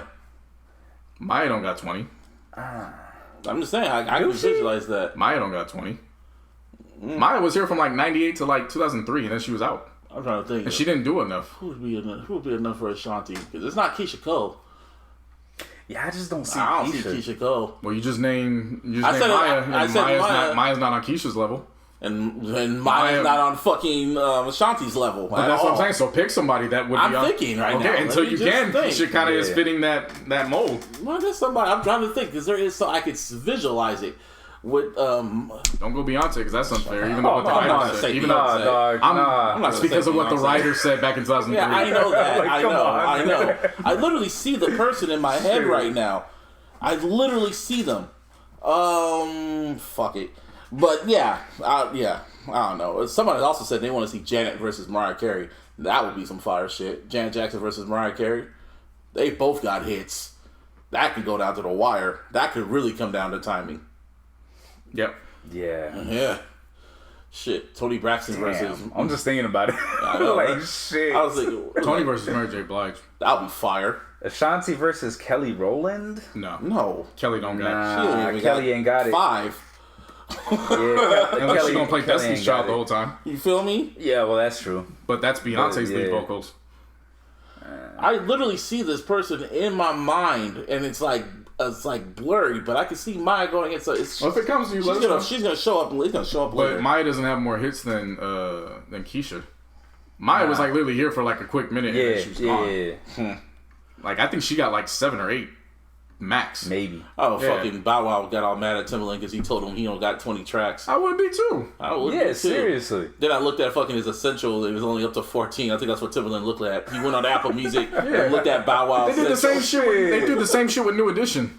They like stop at like 14. Yeah, and I'm like, but they do it with everybody. They only pick like all artists like 19. No. I looked at DMX. I had like 20 or 22. They just got them all from Versus and shit. Yeah. No. And I look at Drake, he got like more than 22. Same with Jay-Z, Eminem, all the big time artists. Yeah, but look at who's curating it. I doubt it's anybody that actually grew up with these songs. No, by the way, since we're on that, who the hell curates the shit on Tidal? I don't know. Probably Elliot Wilson. If it is him, he needs to redo the Roddy Ricch shit. Why? I'm just saying. I listened to it and I was like, bruh, first of all, you stole the 3 that I put together. You stole that shit, and then you had some other shit that don't even know, like it don't transition at all. Like, bro, that was like by far the worst playlist that I've ever listened to. I was just like, they're cool with their fucking how they sequence their playlist. Yeah, and Spotify too. Yeah. Tidal. Yeah. I don't know what they do. I don't listen to playlists on Tidal, so I'm not gonna judge. I never listened to one. Oh, okay. One playlist I listen on Tidal is my own. I know how to sequence that shit. They can hire me. Shit. They need to hire somebody. I don't even know who it is. Just somebody. First, hire somebody to get the covers. How about that? Yes, that'd be great. You guys add so much shit. Let's start with something simple. Yeah, it's real easy. You guys add so much shit to Tidal, like podcasts and then other shit. I'm like, that's cool. But they got podcasts on there now? They've been having that. I didn't never know. Oh, you talking about the Rap Radar shit? Yeah. Okay. Yeah. No, but they add all these other features to it. But all we ask for, it's cool. But all we ask for is just custom made covers. Custom covers because I put work into these bitches. Yeah, a lot of people make playlists, man. You can do it on Spotify. You can do it on Apple Music. Come on, Hove. No, you hear this. Elliot. Now, it's not in Elliot's hands, but it's his fault. Nah, fuck that. We're blaming Elliot, bro. You have a good laugh at that. Shit. It's your fault, Elliot. Shit. Anyway, during this whole versus shit, I guess people will decide to do a Tupac versus Biggie chart. And let's go through this, guys. So, California. Do we have to? Yes. California Love versus Going Back to Cali. 1-0 Pac. Pac. Dear Mama versus Miss You. 2-0 Pac. Pac. Hit 'em up versus Who Shot You. Pac. I Get Around versus Players Anthem. Pac. How Do You Want It versus Only You. 4-1. Wait, what? How Do You Want It versus Only You remix. 4-1. I'll give it one to Biggie. Oh, that's a tough one. What are you picking? I'll give it to Biggie. All right, Keep Your Head Up versus Sky's the Limit. 5-1 Pac. I love Sky's the Limit. That's hard. I'll give that to fucking Biggie. I Ain't Mad at You versus What's the Beef. 5-2. I'll give What's Beef to Biggie. Nah, I still go Pac. Okay, Ambitions as a Writer versus Kicking the Door. 6-2 Pac. Pac. 2 of America's Most Wanted versus More Money, More Problems. More Money, More Problems. 2 of America's Most Wanted. Are you fucking kidding me? I love More Money, More Problems. That's shit. I love 2 of America's Most Wanted, but More Money, More Problems? Now, who high, who not? B.I.G. That shit's fucking wrong. 6-3 Big. I'll give that one to Big. Me and My Girlfriend versus Me and My Bitch. Me and My Girlfriend. Me and My Girlfriend. For obvious reasons. Yeah. I mean, Jay-Z fucking redid that shit. Yeah. You know what I mean? Like, No, but I'm thinking about what Biggie said on Me and My Bitch. You look so good, I suck on your daddies. That part. Yeah. Picture Me Rolling versus Hypnotize. Hypnotize. So that's what, 7. Yeah, I'll give that one to Hypnotize. 7-4. Temptations versus Notorious Thugs. Notorious Thugs. Thugs. 7-5. Against All Odds versus Juicy. Against All Odds. Yeah, Against All Odds. Really? Yeah. I'm taking Juicy. I can understand. Yeah. Yeah. All Eyes on Me versus Unbelievable. Unbelievable. All Eyes on Me. For me, it's unbelievable. Brenda's Got a Baby versus I Got a Story to Tell. Brenda's Got a Baby and it's not even close. Yeah. Versus I Got a Story to Tell? Yeah. Not even close. All right. I Got a Story to Tell is probably like what I view as one of the weaker songs on Life After Death. What? Yeah. I'm not gonna go that far. Yeah. I ain't gonna go that far, dog. To me, it's only funny because of the Knicks aspect. If you get rid of that, it's like still a great story track. Yeah, but I was gonna say that. As far as like storytelling though, like you did a really great It's great, job but of it's not doing like I go to Life After Death to listen to that's like not one of my top 5. I don't even think it's in my top 10 why I go to Life After Death. I'll roll with that. You gotta remember, when I say weaker, we're talking about a classic ass album. So it's not bad. Oh, yeah. I Got a Story to Tell is still probably like a top tier on anybody else's album. Yeah, for it's sure. It's just, it's not one of the top 10 reasons why I go to Life After Death. Got you. To Live and Die in LA versus Big Papa. Big Papa. And I love To Live and Die in LA. Yeah. Shit, So Many Tears versus 10 So Many Crack Tears. So Many Tears is Commandments. one of my favorite Tupac songs of all time. Wait. So Many Tears versus what? 10 Crack Commandments. So Many Tears. It's not even close. Me Against the World versus Warning. Ugh, that's Warning. hard. That's hard. I'm going Me Against the I'm World. going Me Against. And I love Warning, but I love Me Against the World. Same. I Got My Mind Made Up versus I Love the Dough. I love the fucking dough. I love the dough. Hail Mary versus One More Chance. Hail Mary. I mean, that goes without saying. Yeah. At the end of the day, what the Pac. fuck? At the end of the day, Pac wins. So Pac wins. I saw your boy that was on M's album. He was like 15.5 Biggie.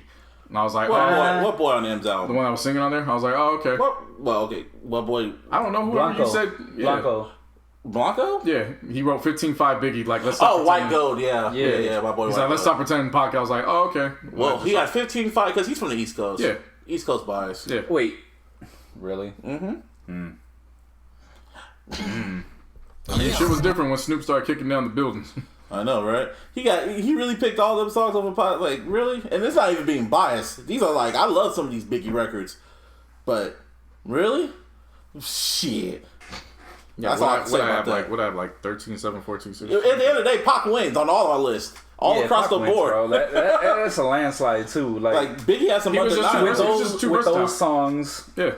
And it's not even fair. I mean, Biggie had 2 albums and Pac had 5 by the time this. You know what I'm saying? So there's just a wider range. Yeah, so that's another reason why Biggie's not in my top 5. Shit, he got through this. They didn't even pour out a little liquor. Shit. Or guess what? It didn't matter. It don't matter. But just think about it. Pour out a little liquor is like something that's widely known in households by Pac. Yeah, that one didn't even make it. But I like Sky's the Limit too. I was like, yeah, I like Sky's the Limit. But yeah, I was seeing certain songs. I was like, Hail Mary versus. If it was Hail Mary versus What's Beef, maybe. What? Hail Mary wins versus, still. Yeah, it's still Hail Mary's not. You can't beat it. Nothing. It's hard to beat Hail Mary, bro. They love that song so much. They're playing in the fucking Tupac movies. Exactly. He'll be performing it alive. They're gonna make Beethoven's movie, and Beethoven's going to construct the Hail Mary on the chords. That's how much they love it. Pac will be on it. Yeah. He'll be there. Yep. No question. It'll be regular Pac too. Shirt off, tattoos, everything. That's Machiavelli, bro. Yeah, that's Machiavelli. Yeah. Same shit. Like Beethoven gonna play, and the first words is gonna be like, "Come with me." Hail Mary. Yeah. That fucking song. But yeah, at the end of the day, I don't know why they made that list. It was a good list, but Pac wins. Period. Yeah, they could have came better for Biggie. Nice try. Like they didn't put the what on here for Biggie. Like I would have for sure put the what on there. The one with him and Method Man. Yeah. Like, come on. Dude, you could have did Biggie better than that. More money, more West Coast cat. Yeah, More Money, More Problems is undeniable. That was one of those I was like, I like that damn record. Love that record. I mean, you could call that one undeniable. They didn't put his fucking verse from Flavor in Your Ear. They didn't even make that an option. Flavor in Your Ear They got no remix. features on that shit. Yeah, like come on, man. None. They could have did Biggie better. What other features was there? The Flavor in the Ear. There was the Only You remix. That was a All feature. About the Benjamins. They didn't put that. They didn't put his Victory feature. Victory. Could have put that one on there. Yeah, that one's easily one of his best verses too, man. Like, come on. But what would that go against Pac? Hail Mary? I don't know, but it makes shit somewhere. It makes shit tougher. Yeah. Hail Mary versus Victory? Oof, damn. Like, they put a lot of his weak, like, and when I say weak, again, it's just in comparison to others. Yeah. They put records on here where it's like, you gotta know from the albums. Yeah.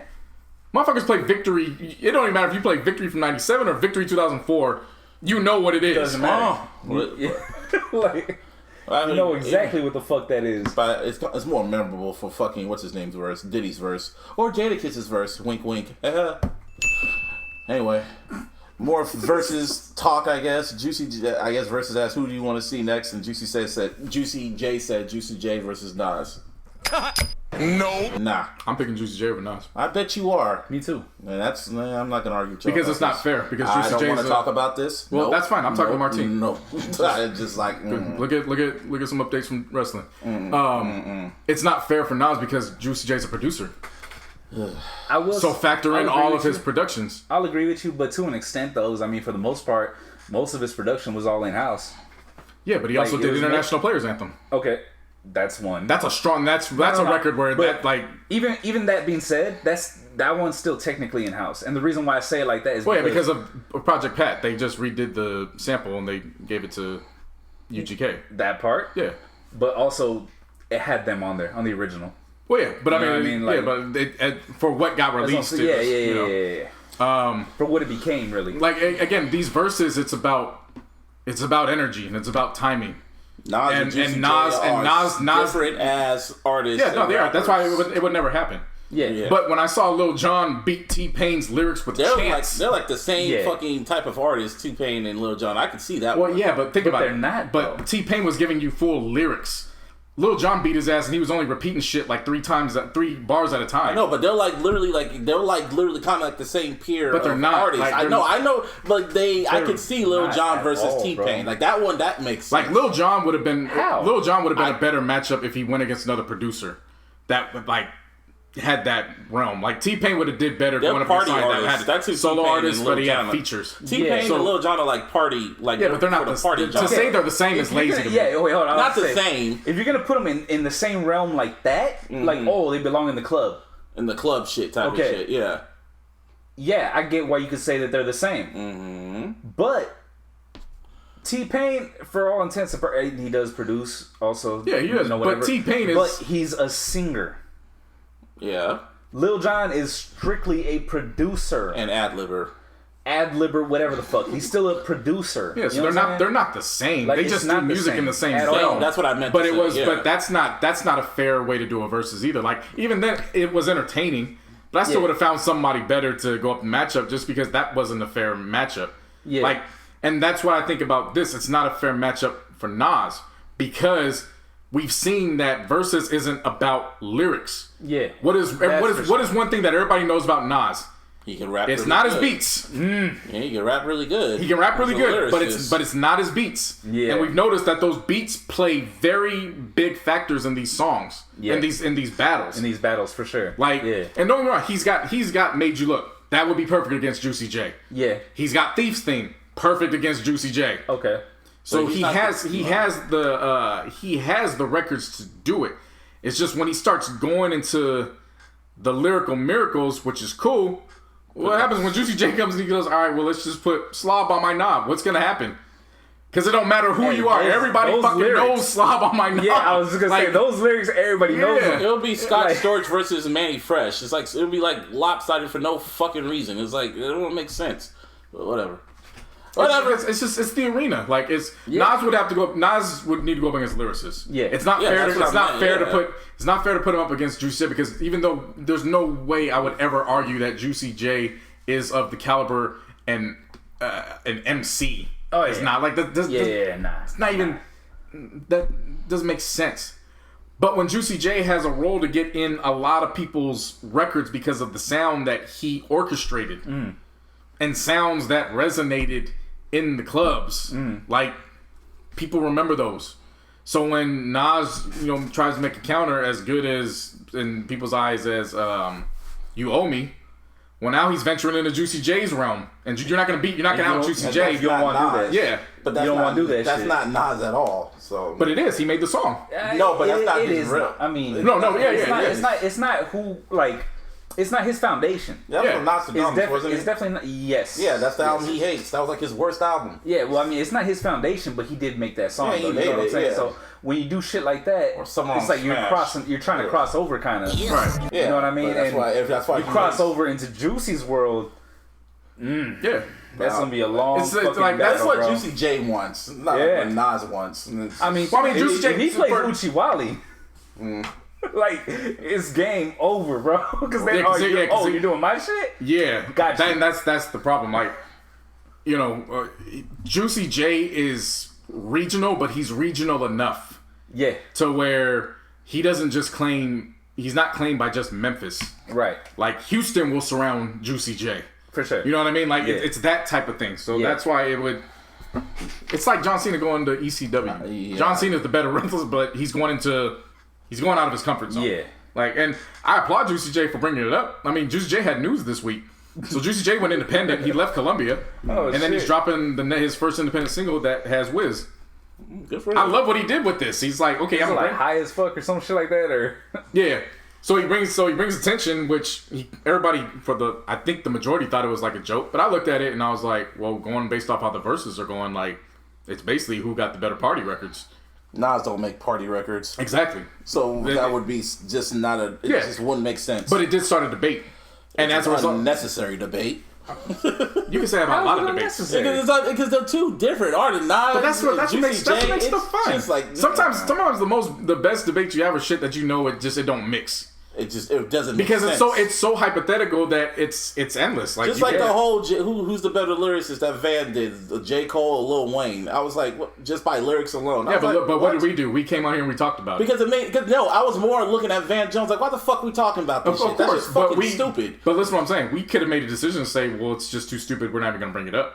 We still talked about it. You brought it up, and you made a comment on it. You could. That's what I'm saying. You could completely skip topics to make your stance. You don't have to speak on it. I'm just saying. I mean, like some debates are just fun, worth having. It ain't to be, people they get so wrapped up in the fact that if you say Juicy J could beat Nas, it's so asinine hip hop. But what's asinine about saying Juicy J's hip hop? Yeah. What's asinine about it? To the core. Asinine is saying Taylor Swift can beat Nas. That would be asinine. Well, yeah, you know what I'm saying? But Juicy J is hip hop. What's asinine about that? I thought we were talking about hip hop. Well, if it was Juicy, how about Juicy J versus? It should be 3-6 Mafia versus fucking Bone Thugs when we were going to get it. Yes. But they canceled. Yes. Who canceled? What's his name? Lazy Bone, because of the George Floyd shit. Okay. Yeah. Well, no, they canceled as a result of them and DJ Paul. Juicy J wasn't involved with that. Lazy Bone said he backed out of it because but that was Lazy versus DJ Paul. No, that was supposed to be the representative. That was the representative. What I'm saying is Juicy J wasn't a part of that.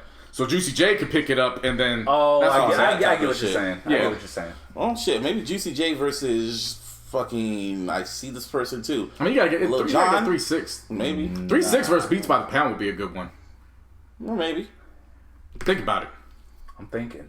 Think about that shit. Yeah, no, that's what I'm saying. Yeah. I'm thinking, like, for real. Like, I'm actually legit thinking about that. Tear the Club Up versus It Ain't My Fault. Did I do that? You know what I'm saying? Like, that'd be a good one. But that's why. I would get all of them though. From like, but it's just you don't need to. It's just Nas does not need to be.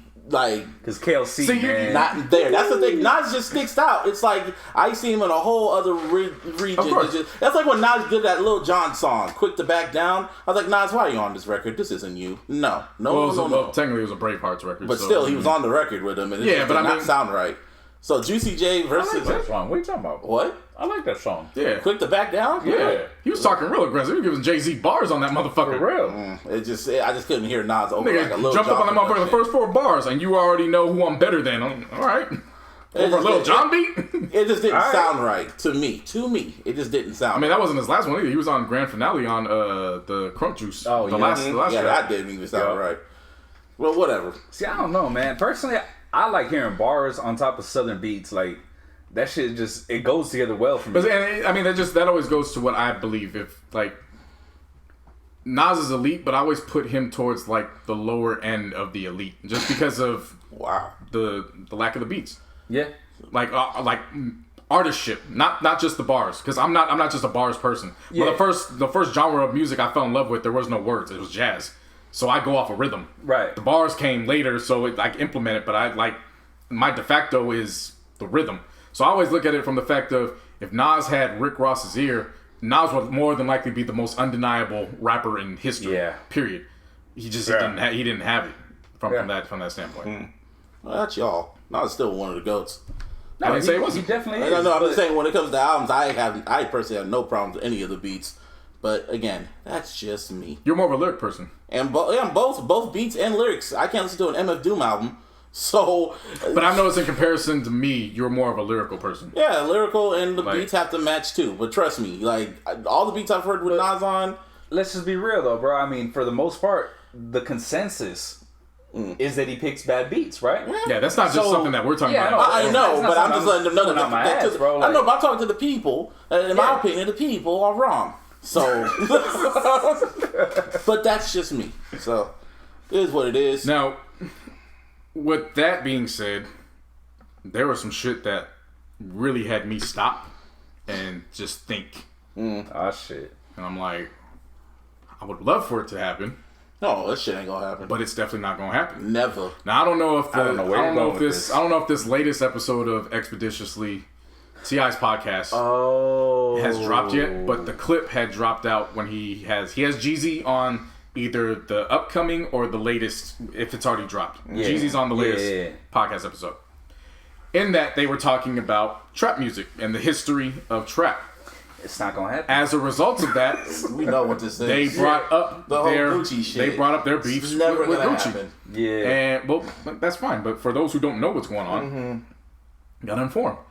They brought up their beefs, and T.I. asked Jeezy if he saw any possible foreseeable future where they all mended, because he felt that with his trap museum, there's no way he could do a trap museum and not put a section for Gucci. Like, it just... it didn't matter what his beef was. He has to. Yeah. But on a personal realm, T.I. said he tried to make amends after the shit started with the Twitter rant and all that. It didn't go right, so he backed off. For those who don't know, because there are still people that actually don't know the start of this Gucci and Jeezy beef. Right. Long story short, it's over the song Icy. Yep. They recorded the song Icy. Jeezy wanted to use it for Thug Motivation 101. Gucci didn't respond back. Before it all was said and done, it got used for Trap House. They threw shots at each other. And then literal shots at each other. Let me rephrase that. They threw disses at each other until Jeezy went on the radio station, then put a bounty on Gucci's pendant and chain. When Jeezy's people then ran up in his crib ready to rob him, Gucci returned fire in self-defense, killing one of those that came in. Of course, because he was defending himself, he wasn't charged. Right. And immediately afterwards, when it was cleared, he then made a diss song telling Jeezy go dig up his dead homie. And from that point on, it was just beef. It was on site. This isn't a hip. This is lightly. Yeah. This may have started as a hip hop beef, but this is a beef. This is a beef. We don't do that for years. Yeah. I would love to see this happen. I would love to, for the culture. But this beef is bigger than the culture. Yeah. It's way too big. Unfortunately. Yeah. That was like, somebody said it best. They were like, maybe in the next lifetime. Shit. Maybe there'll be butterflies. Maybe. That beef is everlasting, man. Yeah. I mean, maybe Jeezy might talk, but Gucci ain't gonna talk to him. It's like Cardi B said, if I have beef with you, I have beef with you forever. Well, I mean, Gucci just put up a couple weeks ago on social media, he says something about I don't need to be around them. No, it was like that clip from the Charlamagne's interview, because Charlamagne asked him, it was like last year, he's like, you think there'll ever be? He was like, nah. Nah. It was like old Gucci started creeping out too. Like, nah, ain't nothing talking He creeps about. out every now and then. Yeah. And Keisha always has to bring him back in. Like, no. For real. Like if you notice, he always creeps out when she's recording. Sit your ass down. Yeah, he's always creeping out when she's around, and she always has to like reel him back in. I'm telling you, that Charlamagne interview, like it started creeping out towards the end, and then that's when they had to wrap up. Like it always just creeps out. Yeah. Nah. I put Gucci in the same realm as Boozy.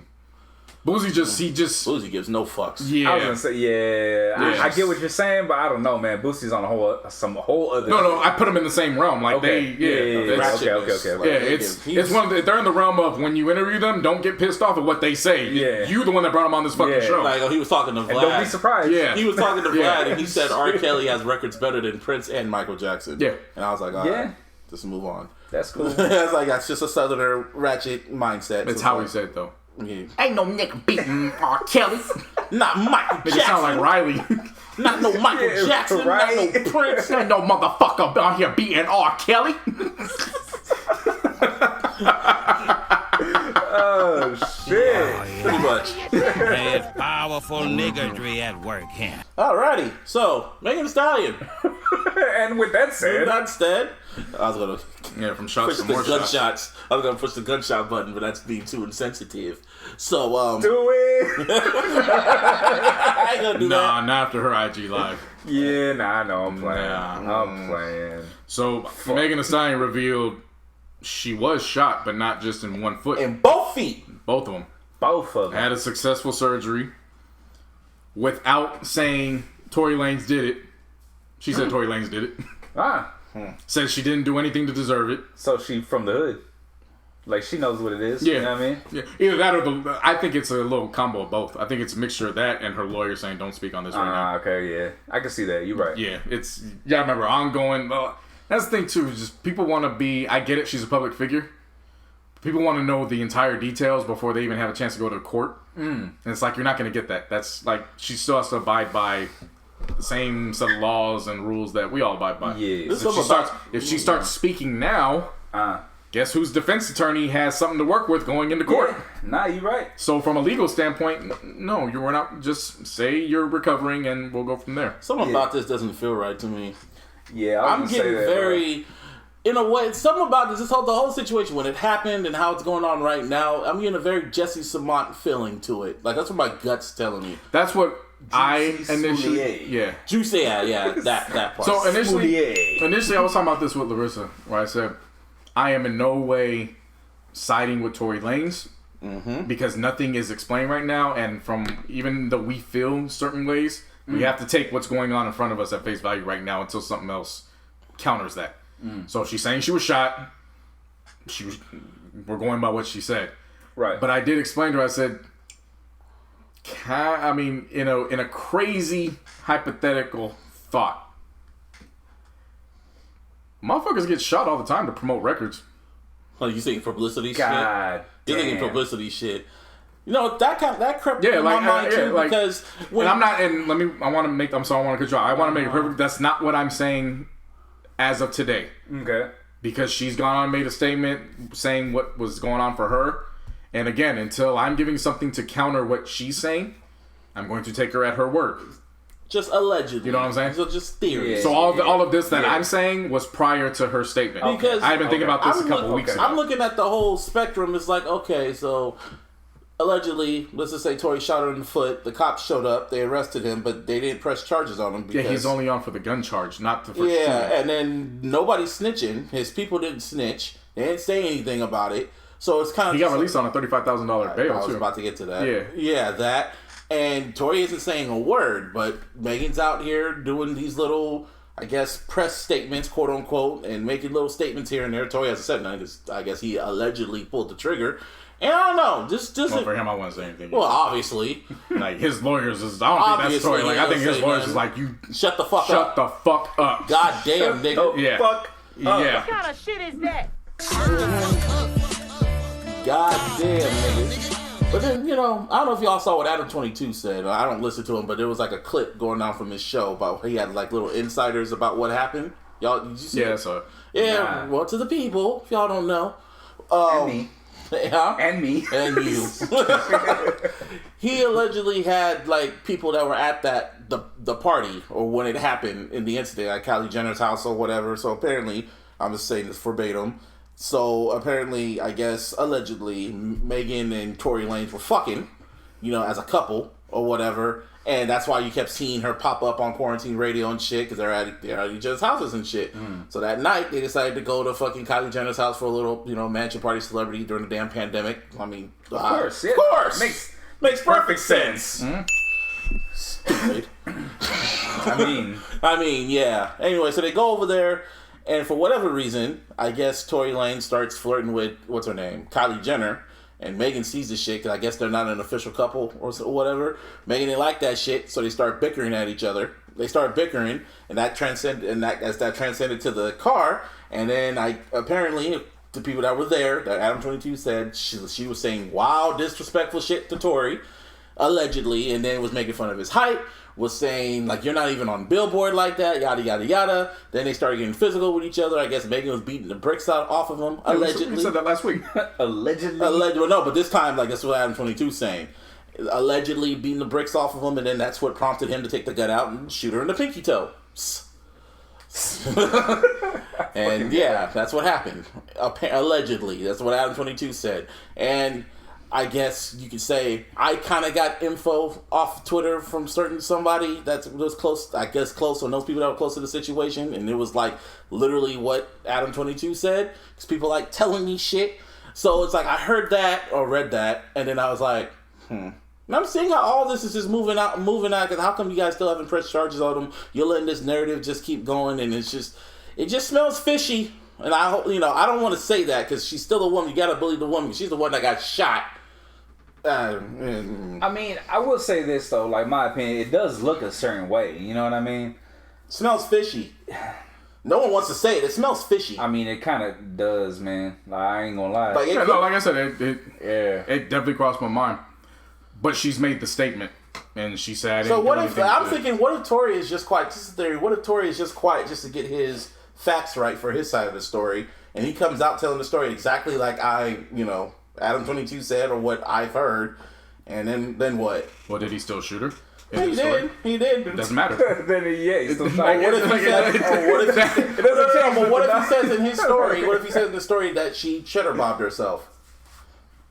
If y'all saw 8 Mile, you get it. Well, I mean, everybody probably has by now. Yeah, they haven't. You never know. Then of course that changes, but it changes it, but it doesn't change it that. It doesn't change it that much. But I'm just saying. I'm just thinking of the whole double standards between men and women and shit. I brought the double standards last week. Well, I know, but I'm just saying now that would make a whole different. Like that would put everything on its head.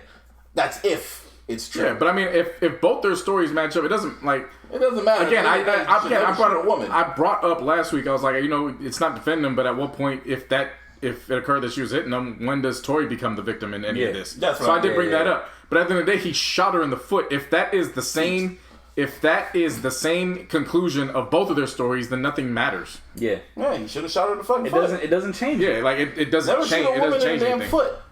I mean, don't point a gun at anybody. Period. Well, let alone a woman. Obviously. Yeah. I was gonna say, like, dude, like the whole shit that happened with Chris Brown, right? Like, you don't do that. You know what I'm saying? Like, same thing. Put her in a fucking headlock. Obviously, with shooting her, it's like you don't fucking do that. You know what I mean? It's that simple, bro. Yeah. Just don't do that shit. Just don't do it. Don't do it. Don't do it. Don't fucking do it. Or like Bryson Tiller. Don't. Whatever. More will be revealed, because it will be revealed. And yeah, that's all I can say about that. Yeah. What I like is being revealed is the next wave of BET Chronicles. Round of applause. Dog. We just saw episode 1 before we recorded. That's why we didn't do no pre-show. Yeah. We saw first episode of No Limit. Right. And I'm actually very glad they're doing No Limit. It's about time Master P got his flowers. Yeah. Seriously. Granted, they had been playing his movies on BET. Yeah, but that's a different type of flowers. Like, right. That was one of those ones where we just gonna show you love because you're a black man behind the camera, but we know, we'll give you love on that. But they didn't really tell his story the right way and shit. And his story has a lot to do with out here, in case you didn't know. Yeah, he's got 2 coasts. Yeah, he's got a whole southern. You got the whole New Orleans region, which of course is the South. Right. And then the years that he came out here to the Bay in Richmond. Yep.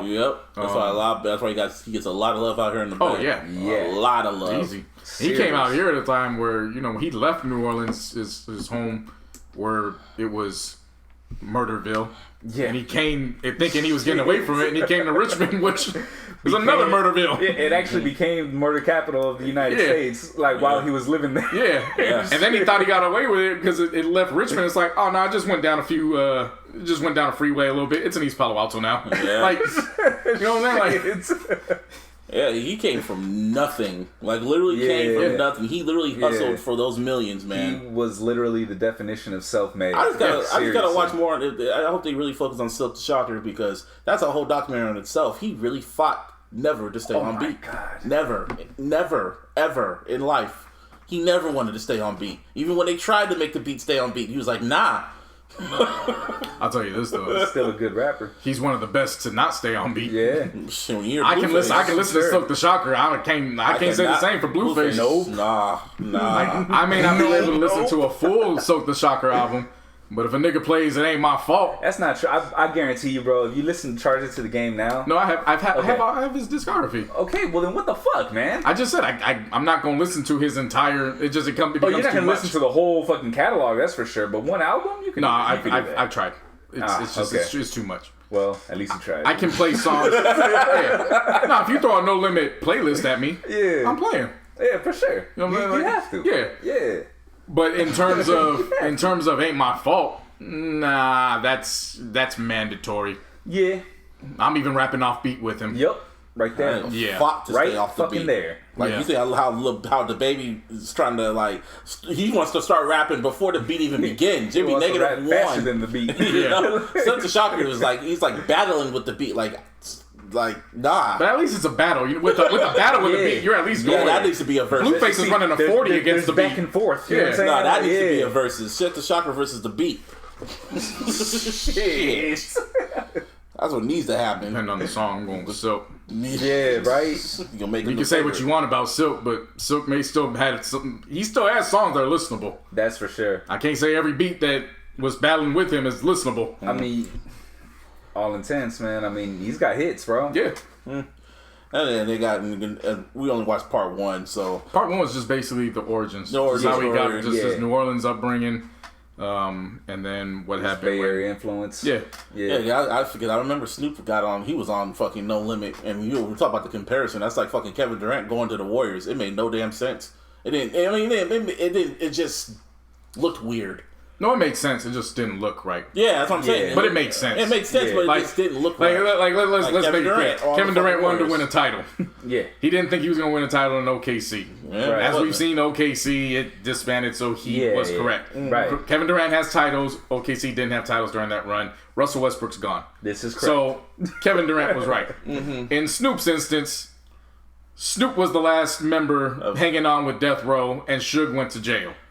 So nobody was around to guide him and help him. Right. So he was looking out of that situation. Yeah. So it did look weird for a West Coast guy to go down to NOLA, but the reasoning for it, it's 100%. It makes sense. I mean, it makes sense. But he stands out like a sore thumb. Yeah. I was saying, not only did it not look right, you know, for someone from LA to go to New Orleans and shit like that. I was just about to get to that. Yeah. That cover art to the fucking, what was it, the he went from the cartoon. He went from the cartoon. Yeah, man. He went from the cartoon style to the Game is to be sold, and it's, you know, their legendary No Limit Cash Money art covers. Yeah, fucking exactly. Photoshop shit. Yeah. Photoshop to the fucking extreme. Yeah. Shit. Photoshop Ultra. Yeah.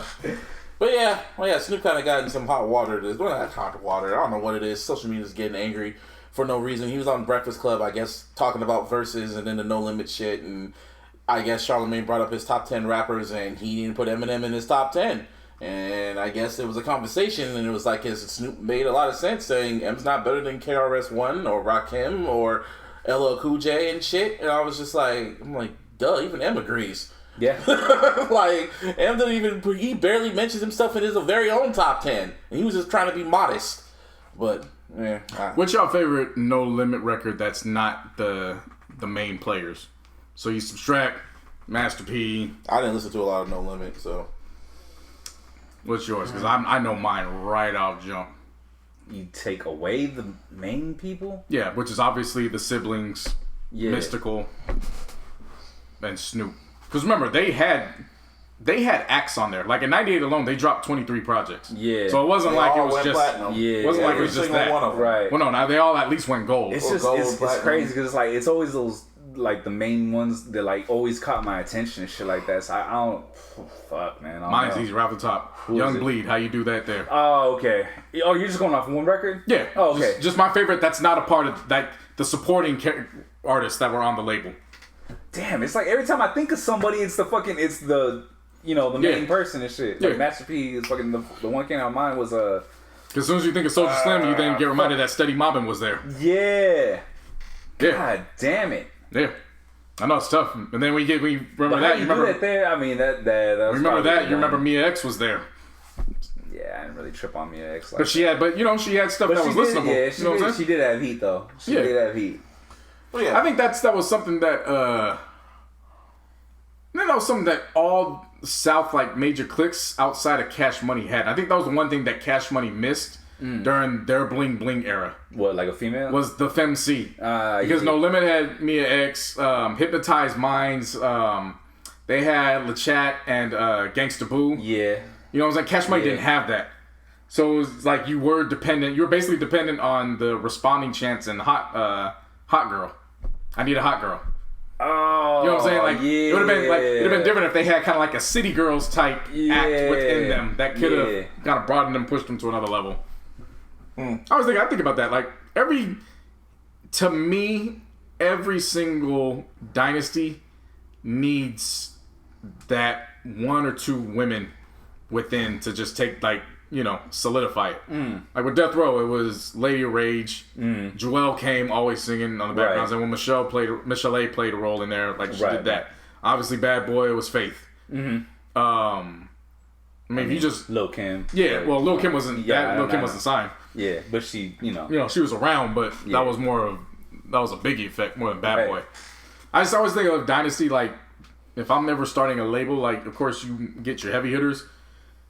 You got to bring somebody in that, if she's not going to go the full hardcore like Eve was in Rough Riders, you bring somebody in that's like a Jackie O from Florida. Shit. Yeah. You know what I'm saying? Like, put her with Slip and Slide along Trina, like that type of, you know what I mean? So, just looked at this video right now. I just put my phone down. I guess Drake decided to buy 2 Tupac chains. Just off his head, like one would Pac with a red bandana and the other one with a blue one, and I was like, that's why Pac beat Biggie in the Imaginary Versus. He didn't buy one of Biggie. Now Drake really running around like he Pac. Word DA. Oh shit, he running around like he Tupac. Running around like he Pac. Shit like that don't bother me though. No, I just looked at. I like that. Like, pay homage. I like it. And he pays homage on his fucking tattoos. The tattoos is another thing, because that shit's permanent. You can take a chain off. Like get snatched. You know what I'm saying? Speaking of chains, getting chain snatched, there's going to be a Rough Riders documentary too. That's going to be interesting. Right after No Limit concludes in a couple weeks, Rough Riders picks up. So it's DMX, Eve, Swizz Beatz, Drag-On, The Lox. Damn. Def Jam had it locked, man. You had Rockefeller, you had fucking Rough Riders. You had motherfucking Murder Inc. And then you had Good Music. And then you had there was probably another shit in there. Well, Good came later. Well, but a lot later. Yeah. I mean, I look at it like basketball. Like every decade has those teams, like the Showtime, the Bad Boys, and even the ones that didn't necessarily win titles, like they were forces. You had it every single decade. There's brand new ones that come into play. Oh, speaking of fucking labels, Shady Records going on a nice little run right now. Westside Gun.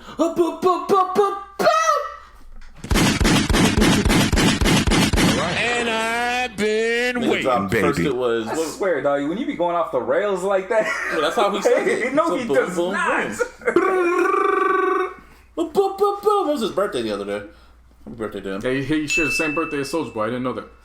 Happy birthday to both of them.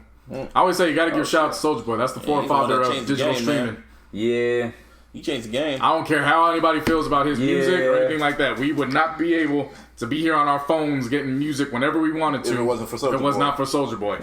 Yeah. There was a time where you had to make a decision because you couldn't spend $30 at Tower Records to get all the albums. Mm-hmm. So you had to make a cut. Soulja Boy went through that, so we ain't have to go through that anymore. Anyway, yeah, so salute both of them. I'm like, I hate you. So shit. Yeah, it's gonna. I guess I thought Conway was gonna drop first, but I guess Westside Gunn's just in a rush because she has to retire at the end of the year. His first debut album is going to be called "Where the Sunshine Go." Is that what it's called? Well, Shady debut. Yeah, his Shady. Who made the Sunshine? That's his major label debut. His major label. Who made the Sunshine? And the cover art is kind of haunting. I Beautiful and horrifying. His daughter made it. Yeah, and he was seriously. Like, his daughter made this shit. He was like, "Oh shit, this is it!" Like blood spots and everything. Yeah. Mm-hmm. Somebody pointed out it's like you might remember Martine, the Tracks a Million and Ziggy album cover. Where it's the little girl with the chalk and shit. And it's the blood shooting the crypt and all that in the neighborhood. Yeah, they brought that up and I was like, that's actually very good. For those who don't know, out here in the Bay Area, especially San Jose, there's artist Tracks a Million, producer Ziggy, rapper. They had a cover that looks very similar to that. Yeah. And I'm not saying that to say Westside Gunn copied that. I'm just saying both cover arts are very fucking good. And so he dropped Pray for Paris. Then it was Fly God is an Awesome God 2. And then this, Where's the Sunshine? Damn. Mm-hmm. That's 3 albums in 1 year? Get your shit, Westside. Oh yeah, they got a new artist. They officially announced a new artist on Griselda. Boldy James. Yeah. Wait, they barely announced that shit? Well, no, they made it official. They gave him his chain. Yeah. Oh, okay. Gave him his chaining day. He had chaining day. Yeah. Chaining day? Yeah, I know, right? I mean, Westside Gunn's going to drop 3 albums. If he hurries up and he drops another 9, he can match Currency. I'm just waiting for Conway, man. I think he's going to be next after this. No, Benny's on Friday. No. I'm talking about Shady Records. Shady Records. But I'm talking about next week Griselda. Yeah, it's good. Benny's literally a couple days I know away. Benny's dropping that compilation album. That's what's up. I heard the next track. The one with, oh my god, that nigga said you had one hot season like Jeremy Lin. Oh, yup. Nigga. So nigga, let me turn this shit off. I'm not. Nah, let me wait till it drops. Yeah, for real. I was like, he said that shit. No, he said that. I didn't even hear it on the podcast. Somebody told me he did. That's right. I listened to it and he said that. I turned it off. I was like, nah, let me wait till Friday. I'm good. Yeah, the Black Soprano family. Yeah, the Black Soprano family. Yeah, that first single was fire. Shit. The first single was tight. No, we're talking about the second one. The second one they just put out on the. They put it at the end of the podcast. It's the first, I didn't listen to it. The first crew one. I turned it off. Maul put it on. I turned it off with the quickness. I didn't want to hear it. But yeah, I listened. No, I turned that off. I had to. I didn't want to. But I had to. Like I said, Benny said that shit. I turned it off. I was like, no, I'll wait. Nah, that boy is hungry. Benny the Butcher is hungry. That whole establishment. He is on a roll. Yeah, damn. So Shady Records is first. It was Boogie. Then it was Griselda as a whole with WWCD. Then there was M with fucking Music to Be Murdered By. And it's gonna be Westside Gunn. Are you giving M credit for this one though? It's on Shady Records. It's on Shady, bro. I know, but has M reposted anything yet about it? Shady Records did. Okay. Well, I didn't. You just sent me his Instagram, I know. So I saw it and I was like, okay. Yeah, and then Shady Records literally. I mean, Griselda drops a lot of shit and they don't. No, but they're independent. But they're also independent and shit. This is like the official Shady. It's so weird, like that situation. That whole because deal and like shit. because like Griselda is fucking. It's amazing that they're still independent while being attached to 2 major labels. You know what I mean? One for management and one just for like the distribution. Label. Yeah. Hey man, that's hustling, man. This shit's wild. Hey man, they're not waiting for nobody. That's what it comes down to. They're not waiting. Definitely, they will find a way. Shout out to them though. Yep. Anyway, season 5 of Last Chance. Oh no, you missed some. Who? So Last Chance. Who? Yeah. No, it appears to be list season again. Oh, that shit. I don't know if you guys saw Medium's. Yeah, I saw that shit. That was actually a smart idea. I would never thought to make a list like that. The 40 over 40. Yeah, so Medium picked 40 rappers that were over the age of 40. Oh yeah, I saw that. Yeah. They ranked them based off the catalogs of the music they've released since turning 40. Okay. Yeah. And you just go down the list, and like I'm not going to go deep into it, but I want to highlight it and give a round of applause to it because once upon a time, when you hit 35, you were getting made fun of in hip hop for still rapping. You 36 and you still rapping? Ugh. Yeah, like. Yeah, Game's not even on this list. That's the funny part. Well, the funny thing is, 40? No. Yeah, that's what I'm saying. He just turned 40. Yeah. But But that would mean that he hadn't released anything. Yeah, exactly. Right. But no, what I was saying was, it was funny for him to say that and then end up becoming the one that drops his last album when he turns 40. Like, that's always funny. But this list it's just so eye-opening to realize that, I mean, you know the obvious of who's over 40. Yeah. But then some of them, you're kind of like, oh shit, they are over 40. Like who? I had to remind myself Jeezy's over 40. Jeezy's 42. Yeah. Damn. I had to remind myself that. Like, I get it. Yeah. Like, you think, like, okay, late 30s or whatever. No, like, he's past the plateau. Diddy turned 50. Damn. Diddy just turned 50 last year. Too Short's 54. Shit. But see, that's the thing. He's ageless, man. So that's the thing to be like, artists that were doing records in the 80s. Yeah. Like, it's believable. Like, Jeezy came in a full 17 years after that. Yeah. But he's that's why I was shocked. They have MF Doom on this list. I still have yet to hear one MF Doom record in my life. I listened to one and it's not for me. I've never listened to him. Yeah. I've never turned on MF Doom, like, ever. Yeah. He got a fucking Legion cult fan base. That's cool. I know. I understand it. Spectre Deck, he's 49. He's at 32. Missy Elliott, 49. She do not look 49. I can tell you that. What did she put out after 40? The EP last year. Oh, just that last one. Yeah, only put out one, Yeah. At 30 is Andre 3000. I don't know why he's on this list. They just have a love affair with Andre 3000. Don't find any reason 30. to put Andre 3000 on a list. And it says best project released after 40, no answer. Greatest. He only got one based in his fucking 30s. Greatest musical moment after 40, appearing on Frank Ocean's solo reprise. He only got a fucking record in his 20s. It's no disrespect to Andre 3000. Like, I'm not saying it. Like, that shit trash, dog. They have him at 30. They could have had him. He should not have been on this list. He should have opened it up at 40. Just give him his respect. Yeah, I mean, if you want to put him on the list. But why did you have him ahead of fucking Missy Elliott? You have him ahead of Inspector Deck, Rock Marciano. I mean, it don't even matter. The fact he's above anybody and don't got an album, period, from his 20s. Seriously, that shit don't even make sense. That makes no sense. Anyway, at 20, he doesn't have a solo album, period. These motherfuckers are idiots. Kanye West at 29. Best project released after 40 is Jesus is King. I mean, it is like he hasn't released much after 40. Kids See Ghosts, yeah, he does. Like, yay. What's it called? They said 4. Kids See Ghosts is a collaboration, so I'd like to count in solos. Best project. It says best project. Well, does anybody else have a collaboration that's the best, or are they all just listing their solos? I don't like that. They have 150,000 on here. My only question: where do they got E40 at? Oh, he's like 18. Yeah. Really? Yeah. He put out like 20 albums, bro. But that's the thing, like, so. And I'm not even exaggerating. No, of course. Martina's right, because on E40s, it's 19 solo albums and 3 collaboration albums since he's turned 40. A Better Tomorrow with Wu-Tang Clan. That was for Method Man. Best release project. A Better Tomorrow. With the Wu-Tang Clan. Yeah, because I don't think he's dropped a... I feel like that was actually a really good album, though. I don't think he's dropped a solo one since turning 40. Yeah, but they still have Method Man on here. So, yeah, they can have collaborations. So they should have put Kid See Ghost. Why did they put But I'm saying they could have put Kid See Ghost with Kid Cudi. But what I'm saying is they probably were going off of process of elimination. So if Method Man only had a collaboration, they ran with that. Versus if Kanye had solos, they ran with solos. I guess. But Jesus is King should not have been his best one. But anyway, Method Man's at 28. 27 is Bun B. Interesting. 26 is Jim Jones. He's 43. Okay. And he does another collaboration album with with Jim Jones, with Cameron and what's his name? Oh yeah, then you got me there. I don't know. Yeah. So you should have just had Kid See Ghost. And plus, I mean, his solo album was probably his best one too, though. You know what I mean? Shit, like they got Big Boy at 25. I mean, I can understand that. Yeah. He released 2 solo projects, 1 collaboration. Yeah, that's what I'm saying. Like. That should be a lot more higher. Nas at 24, 2, The Lost Tapes 2, and I thought fucking Life is Good. No, he was in his 30s. 30s? Oh, wow. Oh, my God. He was 39 probably. Fabulous at 42. Because he was 19 when Illmatic dropped, so that was 94. He's 19, 20. Yeah, he was like 37 or 38 when Life is Good dropped. 23 is Fabulous. And I was like, alright. That makes sense. How is Jay Electronica at 22? Okay. Wait, what? Jay Electronica's at 22. See? They'll find excuses to put him on when they... 0 solo, 1 collaborative. And yeah.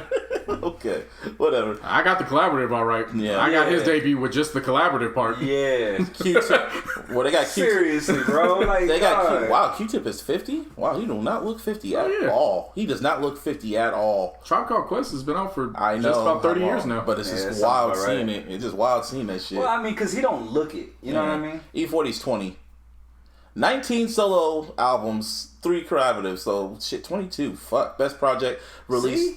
Yeah. This is the best project is Revenue Retrieval on Night Shift. That was a good one.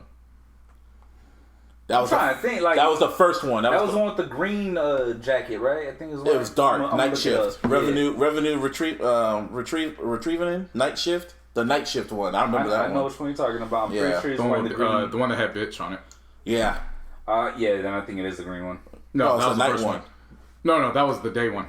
Yeah, Night Shift was the one with the real slappers. He should have just released that one. No, I think that was the green one that had all the slappers. The night one was more like the mob music one, and then the third one with the green one had Turn My Music Up and all those other ones. Yeah, but Bitch wasn't on the night shift. It was on day one. It was on day one. Greatest music moment after 40: a scene stealing guest verse on Big Sean's "I Don't Fuck With You." Yeah, that's about right. What? His best moment after his 40s was his verse from "I Don't Fuck With You" on Big Sean. Yeah, makes sense. It was national. Yeah. No, I wasn't debating it. I was just. You're like, what? The way you said it. Because I didn't know what that was for. You know what I mean? You just said like the name of the song. I was like, wait, what? We could go through just. Snoop Dogg's at 19. Anyway, I'm just getting to like number 10. 2 Chainz at 11. 10's LP. Your boy LP. Yeah, so that's. I don't agree with this list, but it's me. Number 9 list is trash. Number 9 Styles P. Number 8's Rick Ross. 7's M. 6 is Ghostface Killah. 5 is Killer Mike, I guess. Killer Mike's a good one. 4 is Black Thought. 3 is Pusha T. 2 is Royce da 5'9", which really surprised me. And 1, of course, is Hove. Yeah. At 50. Oh, of course. Obviously. Hove had to be number 1. I was like... My list would definitely look a lot different than that, but I do want to give Medium a round of applause, because that is actually a list I didn't even think of. It's actually a good one, too. It is. Like, I didn't expect Royce to be number 2. I was like, really? Oh, yeah. Like, I mean, if you're talking about their listings, whatever. I was like, whatever. But in terms of just the idea of paying homage to our elders in hip-hop, that's a good one.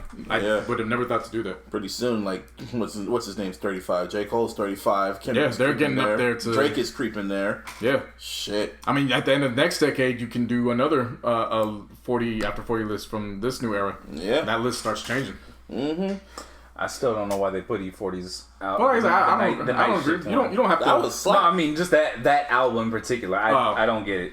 I mean, they say Jesus is King was his best work. And personally, I like it, but I'm not going to defend it. I'm definitely not going to say that shit. Yeah, that was my thought process. Was probably just process elimination, but then when you start reading off others that collapse, I was like, oh well. You could have put Kid Seagulls. I tried to go to bat for you. You tried to. Yeah, you on your own. Yeah, going to jail now. But keeping it on the bay, last week, but we didn't have a chance to talk about it when we went on, but. There was that shit. There was some talk that ended up coming to our region in terms of Bay Area hip hop, and somebody, I forgot who it was, Vansky. He made the claim like, nah, Mac Dre is above Too Short and E40. Oh, this one. That's why I said this shit. And yeah, we love Mac. We love Furl out here. We love Mac Dre. Scrolling. That's one I just kept scrolling. But that's one of those ones where it's like he's top 5. But he's not over E40 and Too Short. Nah. I'll even go as far as say I'm putting Hammer at number 3 based off of everything that goes along with the music. In terms of commercial success. Yeah. What he did for the community. All that stuff. Like that Dre was still on the come up. See, I factor all of that in when I make my list. For me, I mean, I could go based off of music alone. And usually I do that for personal. Right. But when I'm having objective and not subjective talks, then that's when I start factoring all those stuff that just isn't based off of the music. Right. So my subjective is always going to be based on the music. But when I make a list that's supposed to be objective, I'm factoring in everything that takes place. So in this instance, I'm factoring in my top 5 Bay Area rappers, which from 1 to 5 is E40, Too Short, MC Hammer, then I got Mac Dre, and then the Jacket.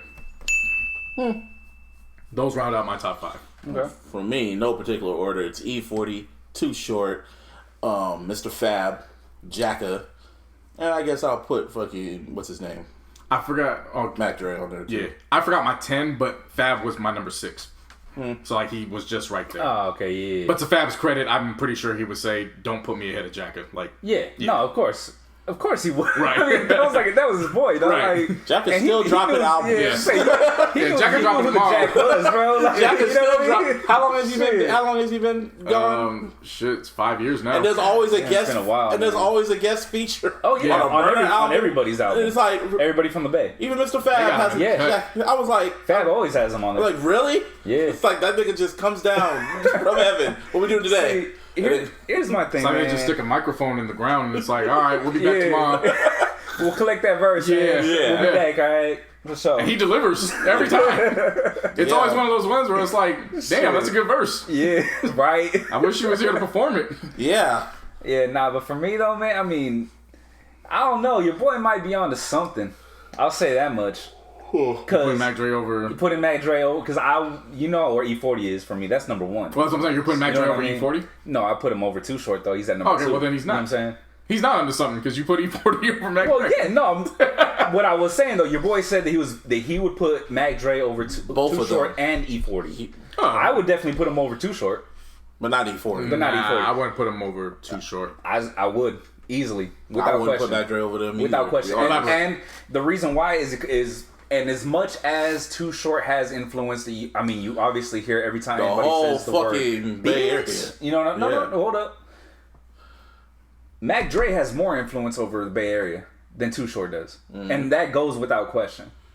You can try to debate me on this shit, but You're like, bring it. You ain't getting nowhere, bro. Y'all will be Over the talking Bay in Area, circles. and not only the Bay Area, but I will say go as far as saying Northern California. And it's funny that you mentioned, because I remember you told me last week that Banksy was from Sacramento, right? I told you that. Or one of y'all I told me. know where Yeah. from. Yeah, one of y'all told me. He's from Sacramento. Yeah. They look at Mac Dre as a fucking god, bro, because he put Sacramento on, like Yeah, you know, of course, he put them in the spotlight Yeah. and shit. Okay, if you want to go there, You know what I mean? Yeah. So that part of it, for him to say that, I get it. Like that makes perfect fucking sense to me. Like perfect fucking sense.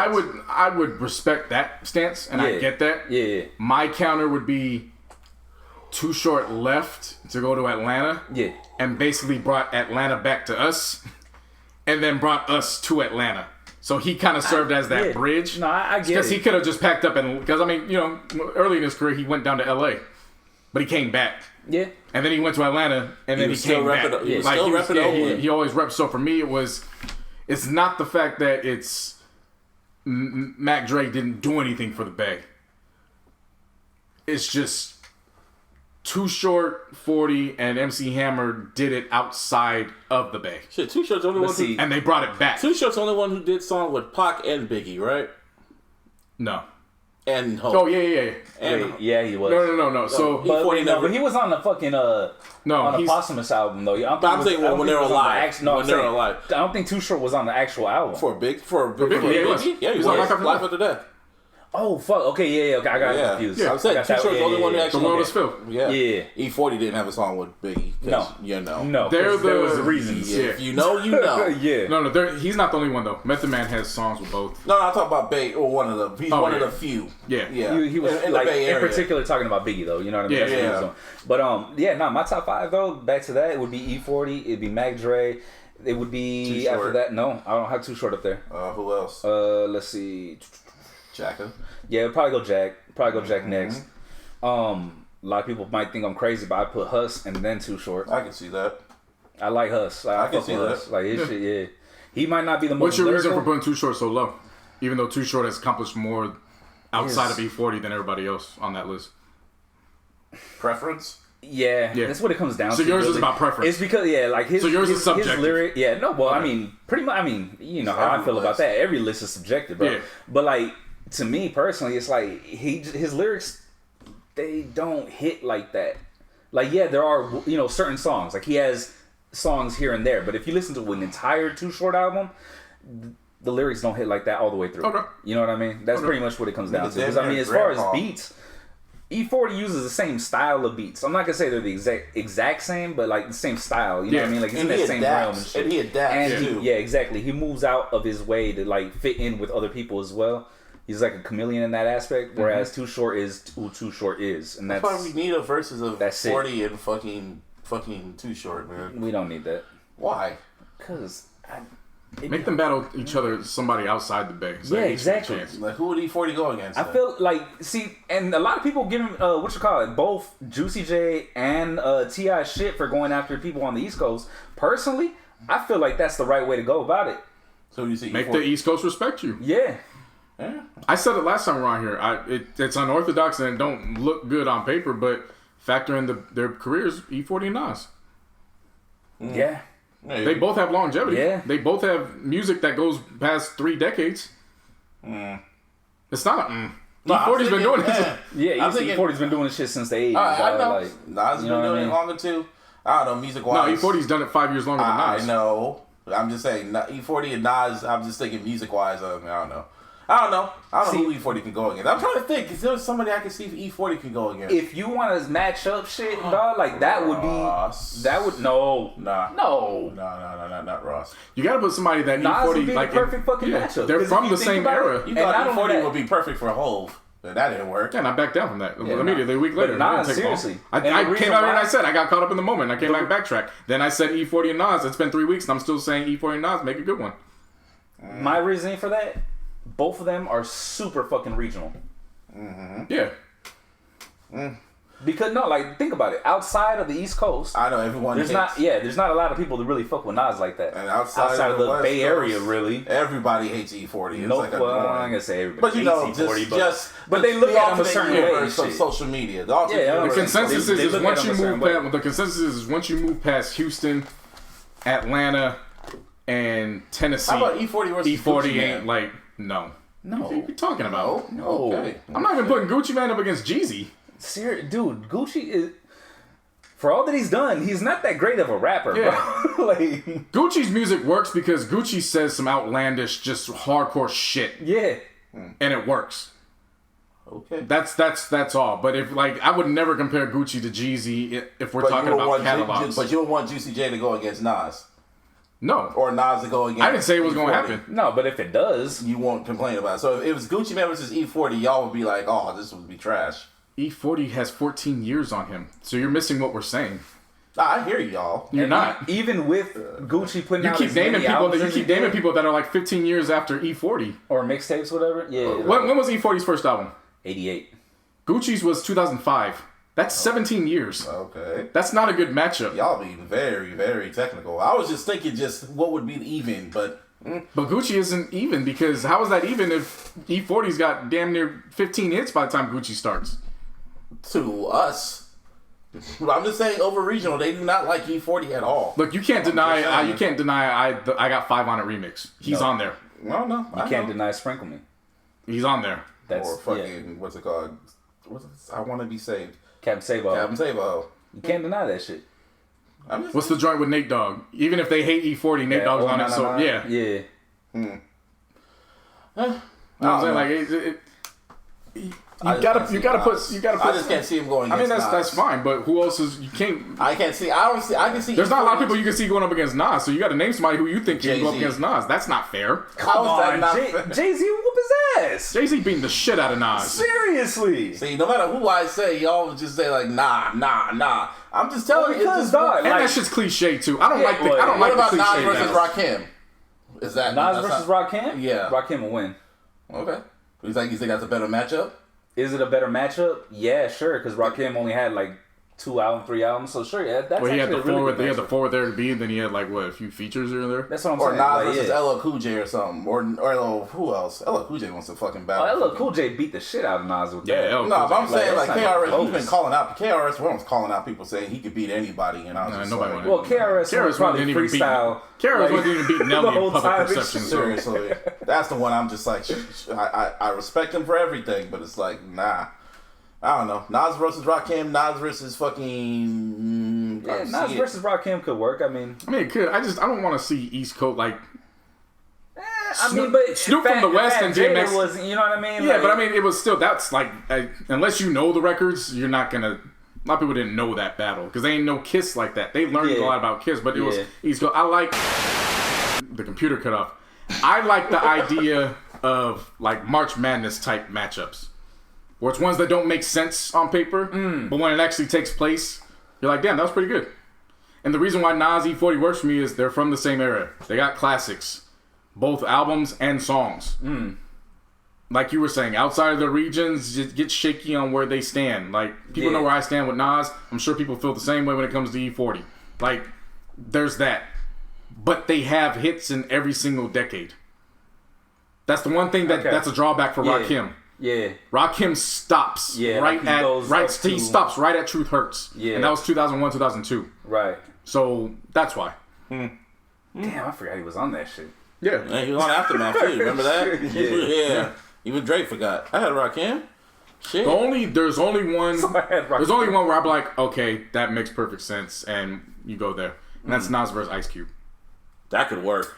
That one could work. Yo. That one could work. I could see. See, I knew it was somebody. That should be the one. There was somebody. But I'm gonna tell you right now, Ice Cube. I think Ice Cube's kicking his ass too. Oh yeah, you'd be an Ice Cube fan, of course. Well, it ain't that. It's Ice Cube has different. He has different things in the tuck. Nas does. Nas got the Firm, but Ice Cube got NWA and Eazy-E. Yeah. Nas has fucking Illmatic. He has fucking. It was written. He could have I Am. He got Hate Me Now. Those are his solos. Just records. Yeah, he could take that. No. I know what you mean. But this is what I'm saying. It's Ice Cube has the upper hand. He would walk in the favorite because he has more resources. He wrote. He was the main. He has. But look, But that's what the verses have been. You keep in with this technical. Because look, Babyface was winning. He wasn't playing his own records. What are you talking about? Because he penned them. He was part of a group. That's what Ice Cube did. He penned them. Yeah, he penned the NWA records. Exactly. And he penned Eazy-E. And he penned Eazy-E's records. Okay. He was the gangsta Babyface for NWA and Eazy-E. What's so technical about that? But That's what it was. But like y'all said, I could see Ice Cube versus Nas. I mean, to be fair to Nas, Nas could pull in Big Willie style. That's to be fair to Nas.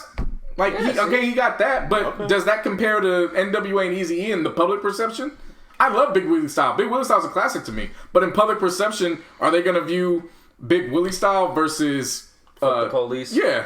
That's what I'm saying. Like, I get you. I understand you. Express yourself. Right. That's what I'm saying. He would go in as the favorite. That's all I'm saying. I get you. That would be a good matchup. But it would be a really good matchup. Yeah. But I would want fire. But I want that ain't no lie. I want interconference. I don't want to see regionals anymore. Yeah. We debate about regionals all the time. Well, the only reason why they're doing it because they can't really fly to their fucking neighborhoods. They just flew Snooping. No, because Snoop lives in LA. DMX out to LA. DMX lives in LA. Well, then it was the flip side. They got him out there. No, well, I think DMX lives out in LA. So.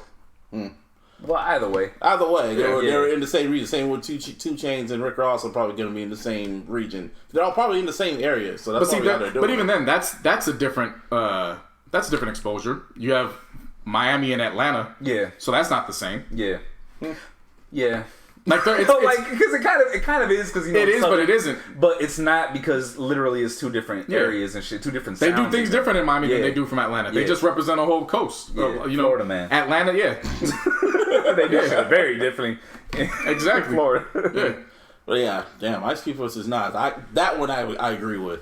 Anyway, that's either here or there. There's gonna be more verses down the line. Yeah, because we're gonna be still cooped up in our houses because case is still going up.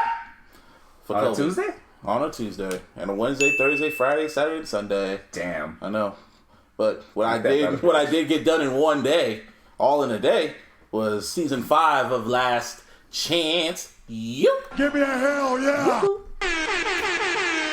It was great to watch. It was in Oakland. Took me back right to 2011. Took me back right to 2011, 2012. Y'all finished it way too quick. It was only 8 episodes. It don't matter. That's like 8 hours practically. Okay, Netflix, it dropped at midnight our time last night. I only watched one episode. I was definitely not going to watch that shit right after y'all texted it.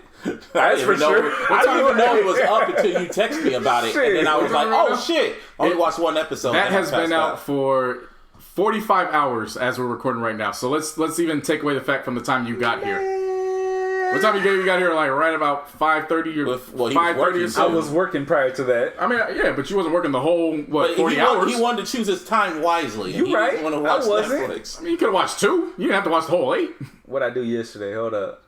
Smoking? Just smoke. Well, I definitely did. I mean, who's doing watching football on Sunday versus watching football on Netflix and smoking? Goes without saying, bro. Well, if he didn't want to watch it, he didn't want to watch it. Anyway, it was in Oakland. What was the college again? Oh, I was watching fucking Atlanta. That's why. Oh, well, you behind, so that's your fault. fault. Exactly. I was watching. We've been told you about Atlanta years ago. Yeah. Well, but that's the reason why, though. I'm on season 2. That shit's fucking. Yeah, Laney College in Oakland. Weird motherfucker. Laney College, they won the 2018 CCAA, both the state title and then the national title that you year. fucking spoiled one of the fucking games, too. And I was like, dude, I haven't even watched episode 2 I told you about that game last year when it happened in real time. But then, that was last year. You know how much That's not my fault. I told you. And I'm focused on my Niners. Well, hey. To be fair, not only did I tell you, the schedule had been out, and I had been talking about CCA stuff all last year. This season on what do you call it? Last Chance U is from last season. So therefore, him telling you it in real time. But how long ago? That was like last year, and there I know, so much shit that happened. It was at the end of September or the start of October. See, how do you remember that? Because that's when football season is. How I remember that. NFL. Nigga, this is my alma matter. How do we talking about? How do I remember that? The city is my alma matter. That's how I remember that. I get that. I know why you remember, but I'm not gonna remember because I'm like, oh shit. Then I just focus on the Niners. I was like, oh shit, that happened? That's what's up. Then I watched the Niners and then NFL. But see, I think that's a clause you can't get mad at me either. Like, it would be one thing if I just said about some random ass school that I had no ties to. But I don't remember this school. That's what I'm telling you. I don't remember. But that's cool. But But you have to spoil it. What? Bro, but if he already did, that's what I'm trying to get at. I won't remember. It wasn't a spoil. Whether you remember or not, the fact of the matter is he told you as it happened. Yeah, but that was like as how it was happening ago? In real time. Yeah. That was like how long ago and how many episodes we're in right now? But what I'm saying is technically you didn't get spoiled. You just didn't remember the outcome. But so that's not a spoil. But then I was watching it, and then I was like watching the game, and I was like, damn, I would be really into this game if JC didn't spoil that shit. Just saying. Because I don't remember it. Should have hit me up. We would have went to go see it live. You would have remembered it then. But I wouldn't have. Okay. Like, okay, bro. You could have lived it in real time. I still probably would have forgotten. Oh, shit. Anyway, yeah. Laney College in Oakland. Laney College, yeah. I like the coach. Coach was chill. Coach John Beam, he's a round of applause to Coach Beam. He is an Oakland staple, legend. Okay. So I want to break down for those who don't know about Coach Beam. Can they just watch they can watch the episode? No, because it wasn't this stuff wasn't put in. This wasn't in there. Okay. At any period. So he came from Skyline, where he was the head coach from '87 to 2003. In that time, 15 league championships, 11 section titles, 4 undefeated seasons, 160, 33, and 3 overall record, and he was undefeated in league play the entire 90s. They did not lose one divisional game while he was there. I think they mentioned that in the They just mentioned that last one. Everything else was not a part of it. They were kind of just talking about like his regimen. Like all they mentioned was Skyline, that he was there and that he put forth the winning product, and that they were undefeated in the league play. They didn't go into detail of how 87 to 2000 what? 2003. That's fucking insane for any coach. And they didn't say this. This was a direct quote. During his time at Skyline High, John Beam produced more Division I players than anyone else in Northern California, sending more than 100 football players to the Division I level. Wow. Mm-hmm. So then he left. He joined Laney in 2004. He was the running backs coach in 2004. Then he was the offensive coordinator from 2005 to 2011. We played them in 2011. We beat them, I think, 56 to 10. And then he was the head coach 2012 to present. And then we beat them again his first coaching year. So we beat them back-to-back years. Still, you shouldn't have spoiled it. It's not my problem. Oh my god. Anyway, oh my god. That's not not my problem. Like, well, yeah. Sometimes you got to retain certain information. When something's important to you, I do my best to retain it because you have a connection to that. Then it'll be like you should know I have a connection. You should know I have a connection. No. My nigga, I have a championship ring from City College. That is a strong connection. I get you. Like, that's my alma mater on the JUCO level. I get you. So even if you could even say, like, this is one thing you gotta let slide. I told you about it. I have a connection there. I can't help that you didn't remember. I went into this knowing that City lost. That's a womp. But it is what it is. You know, use your day. You see where I'm coming from? Like, I get you. I get you. And it's just one of those things, like, it was part of his life as it happened. I get you. You know what I mean? I understand. I get you. But like I said, this season was pretty cool. I mean, compared to the fuckery of season 3 and 4, and 1 and 2, there was some fuckery in that one. This one was kind of tame. This is Bay Area fuckery. Tame. This was the usual Bay Area fuckery. I mean, yeah, compared to the other shit, this was tame. They really fucking went in on the gentrification shit that's going on in Oakland. It's kind of haunting to see. Really because it was haunting to see because they alluded to all the police brutality shits, and then they were talking about what's going on, and then the jobs shit, and I'm going like, damn. Then the pandemic hit, and all that shit switched up. So I was like, this is like prelude to what's to come. I just loved how in the first 20 minutes we had Bart, we had Mac Dre, and we had Wingstop. Oh shit! Perfect epitome of how we get down out here in the Bay. It's Bart, Mac Dre, and Wingstop. Yeah, like that. There you go. Legit. Yeah. Welcome to the Bay. Welcome to the Bay, indeed. Mac Dre playing. Yeah. The stories were good. Dior, who of course was the wide receiver that played quarterback for a few games until their quarterback came back. This is the fucked up part. In 2 weeks, they lost all 3 of their quarterbacks. Mm-hmm. Goddamn. 2 weeks. And their starting quarterback got hurt in practice on something he shouldn't have done. Yeah. What's the one thing your quarterback should never do in practice? Tackle? No, well, obviously that, but... Well, yeah, I mean... Oh, yeah.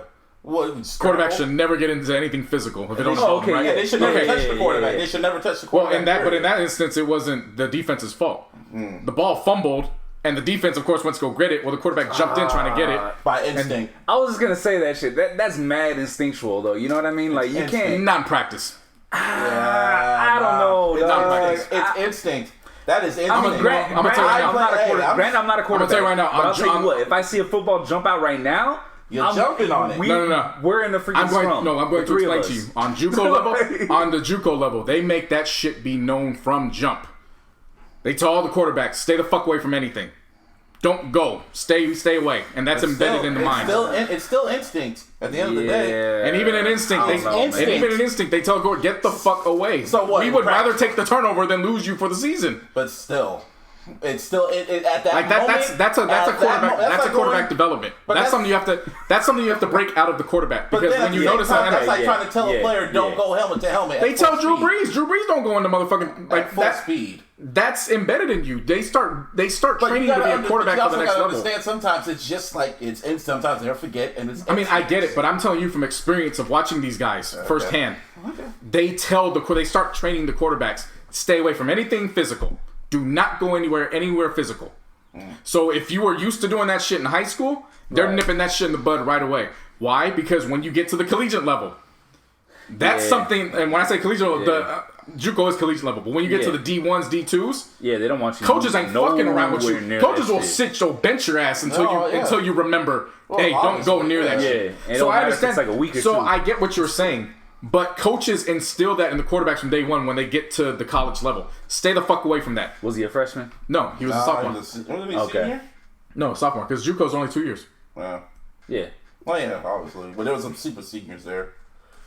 I mean, there's guys that are redshirt sophomores and all that stuff. Oh, okay. But nobody's there past, it's rare when somebody comes back. And because that's the thing that people don't understand, too, is once you start your clock in college, you have 4 years, then you have your redshirt year, then you have the medical redshirt year. So you have 6 possible years to maneuver.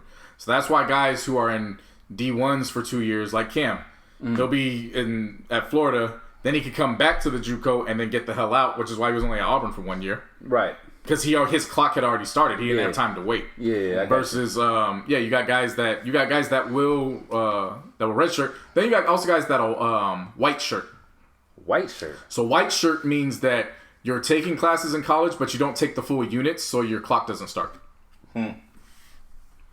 So basically what you're going is, if you know you're not going to play and you don't want to use up the red shirt year, you technically have that 7th year, which is the white shirt, which means you go to college, you're taking the classes, you can be around the team, but you don't travel, and you don't take the full units to officially start your clock.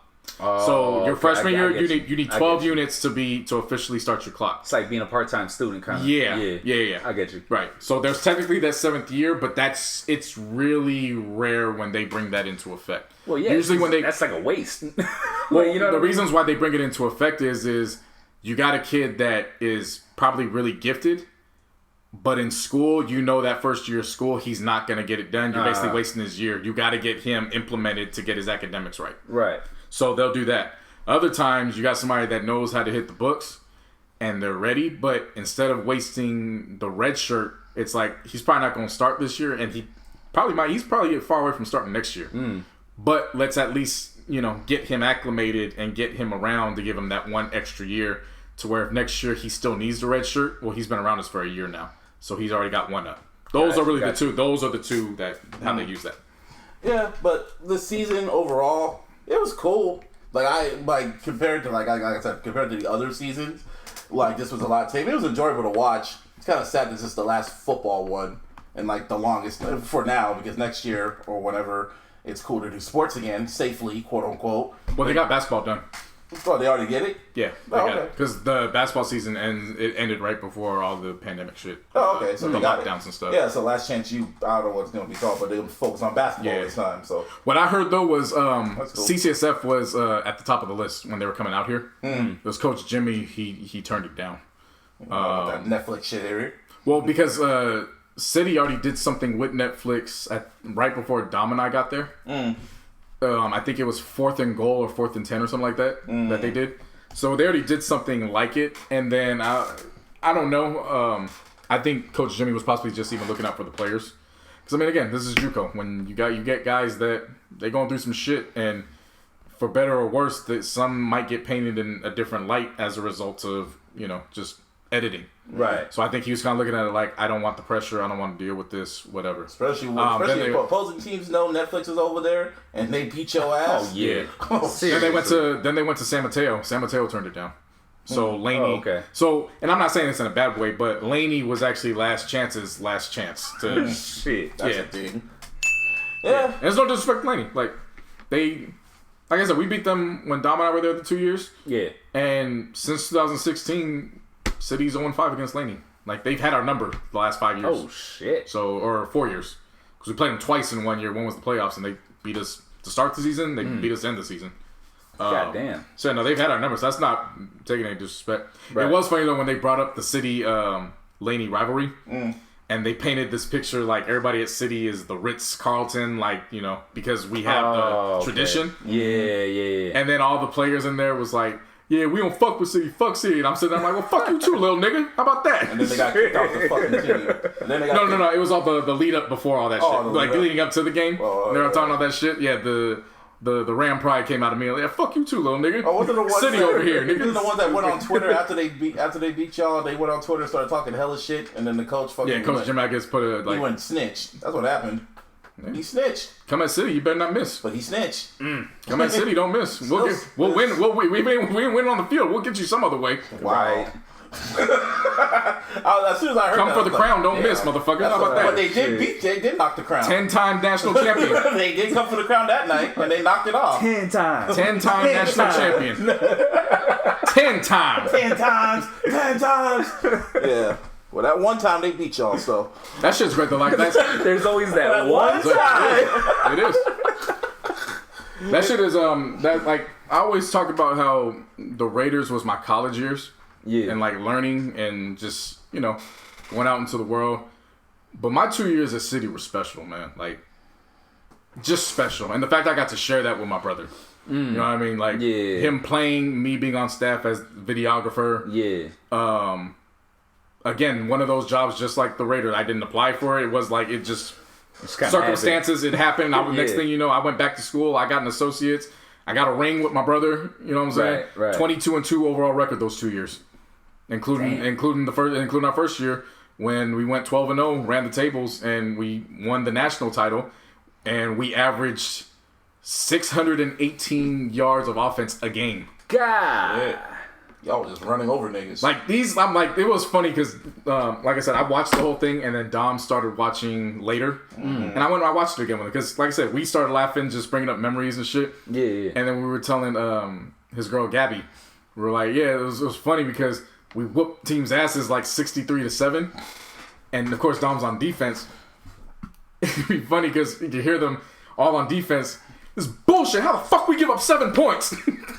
Sound like Ed Reed. Exactly. Yeah. For real, dog. Like, how we let him a touchdown? What the fuck? And Dom and I be laughing because Dom was like, nah, it's real shit. It was like defense, we had goals. It was like we tried to make sure we would, we was skunking them out when every time they scored, we all got pissed off. It wasn't working. But yeah, one of the greatest. There will never be anything like City in 2011 for me. That was a really, really great experience. So, That's what's up. And we were there when Delon Wright was playing basketball for us. Darren Wright. Darren Wright's younger brother, the one that plays for the Mavericks now. Oh, okay. Yeah, Delon Wright was playing, he was the star at City when we were there. Shit. So I got to see him play for that's what's up. free. Yeah. We bring the balls out at City. Like we City been a problem for decades. Well, shit. That's how we do. Well, yeah. So February, the last chance you. Kind of sucks because now their football program is not going to start till next year. It said spring 2001. I was like, fuck.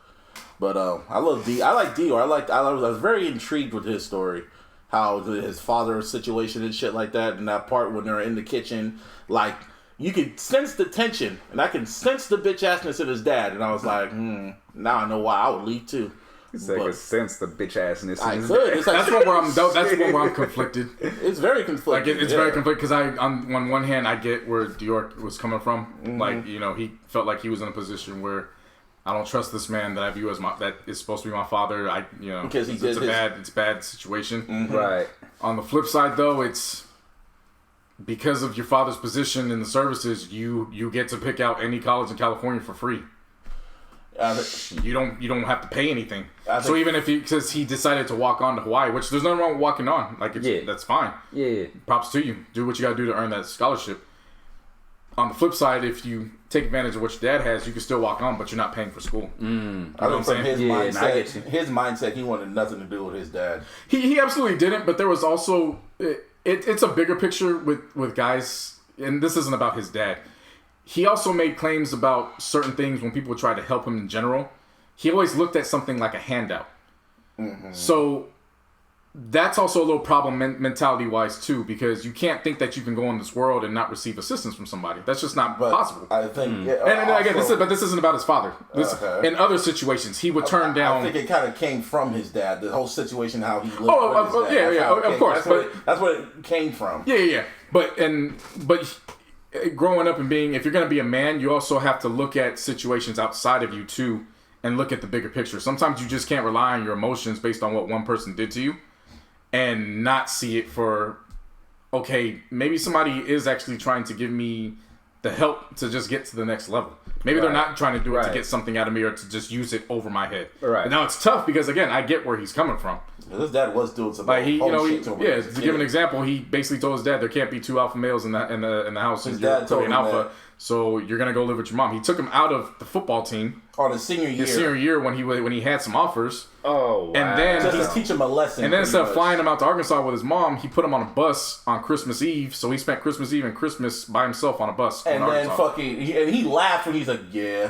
He kind of laughed about that shit too. Then there was a part where I guess he got into an argument with a girl back in elementary school, and then his dad made him made him go to school in a dress. Yeah, he did those types of punishments. And then if he really fucked up, he fucked up his hair and shit just to teach him a lesson. Yeah. So yeah, that shit mentally would fuck with him. Seriously, that shit fucked with him. So now you're holding this shit over my head. He didn't want nothing. Yeah, no, of course. He didn't want nothing holding over his head. But I don't know if I felt him on that. Yeah, no, of course. But if you caught some of the other things they were saying, like when they brought up therapy, he was like, "No, I don't believe in that." That's something you can't put on your dad. You know what I'm saying? Like that's what I'm getting at. It's the catch-22 where I get it, I understand it. Sometimes you got to look at it from a bigger perspective. That's all I'm saying. I think at that point in his mind, he's like, "Fuck that." But he found a way to make it work. He was at before the pandemic took a hit. He found a way to get to Hawaii. Mm-hmm. He did it his way. Yeah, did it his way. But yeah, all right, Frank Sinatra.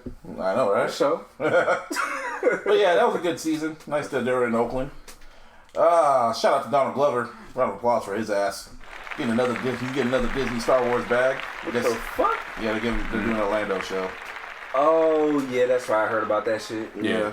For sure. Star Wars fans are kind of mad. They're like, oh, Lando's always Billy D. What's his name? Billy D. Williams. And it's like, well, this shit happened after fucking Han took his damn shit. He hustled his way to get to fucking Cloud City. He hustled that shit. That was a whole hustle.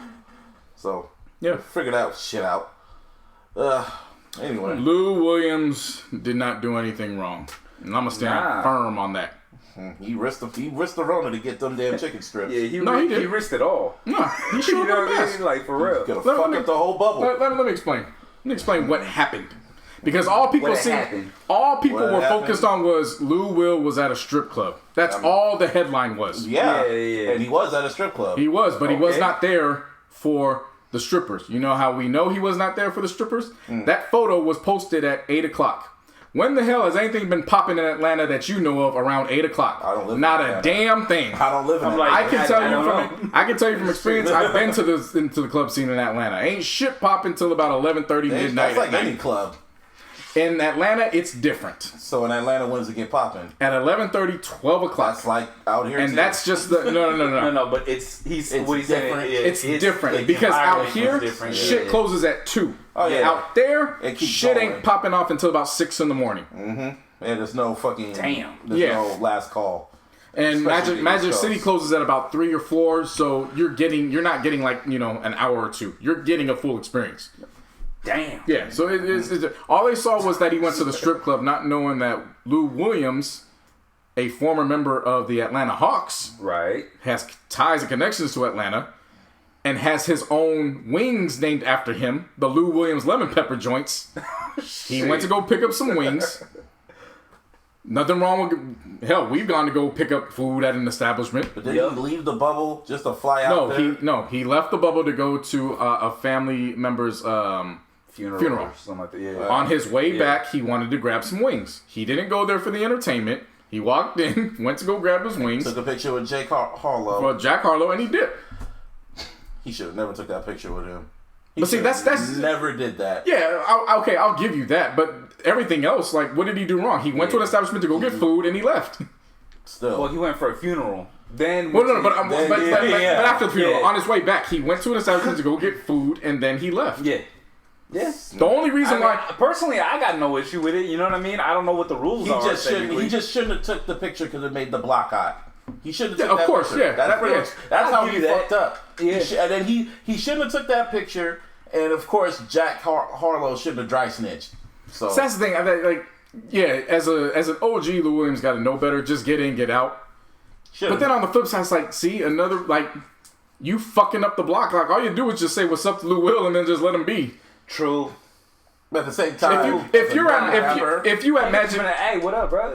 Nice to meet you. How's it going? If you at Magic City and on the menu it's Lou Williams lemon pepper, you probably gonna see Lou Williams again at some point later on. It's pretty clear. But Jake Harlow he just had his first top record. He's getting well known. Right, but what I'm saying is that that's likely not the first time you're gonna see Lou Williams. Yeah. Lou Williams likely knows who you are. Be out. I know, but I think for his standards, he just he reacted. He was like, "Oh shit!" Yeah, but I mean, it's just it goes with the differences. It goes with the differences in generations.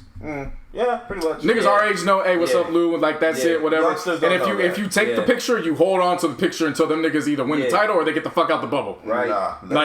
That's just because we know what the fuck is going on with that. You know what I mean? Right. We know what's going on. Plus, it's in Atlanta, and them niggas do not give a fuck about no damn pandemic. So yeah, that's not true. They got a mayor that gives a fuck about the pandemic. Yeah. Okay, let me rephrase that. Georgia, as a state, does not give a fuck. But so you got to understand, Atlanta moves like Atlanta moves blue. But the rest of Georgia is red. Moves red. Yeah. All blooded up. Right. Yeah. Now I will say this: you guys don't know much about there. Do you guys know anything about strip food etiquette? Booty meat, if you will. See, I've never really been to a strip club, so you might as well just let me know. All right. It's art out there. And people that hear it that aren't familiar. People who aren't familiar, they'll be like, oh my God, it's like your strip. No, it's true. How the strip clubs became popular is because back in around civil rights time, when they were getting out of that, Atlanta was looking for ways to bring money to the city. So they opened up the strip clubs thinking, okay, we'll bring men, all that. After a few decades, it just started turning into, okay, this is how we move. The Atlanta strip club is a staple in our community because it was putting money into the city. Right. See, strip clubs fund schools out in Atlanta. That's a fucking trick. That's how big it is out there. Yeah. Like, and it's not like people are like, oh my God, like it's true. They bring so much money in from the adult entertainment that they don't look at it like, okay, this is dirty money. They look at it like this is the arts. It just happens that you have to be of age to go see the arts. Right. But this art is funding both immediate and as an after effect, as an after result. It's funding the strippers who are going back to school doing what they got to do, whatever. Yeah. But the money does circle and it goes back into the community.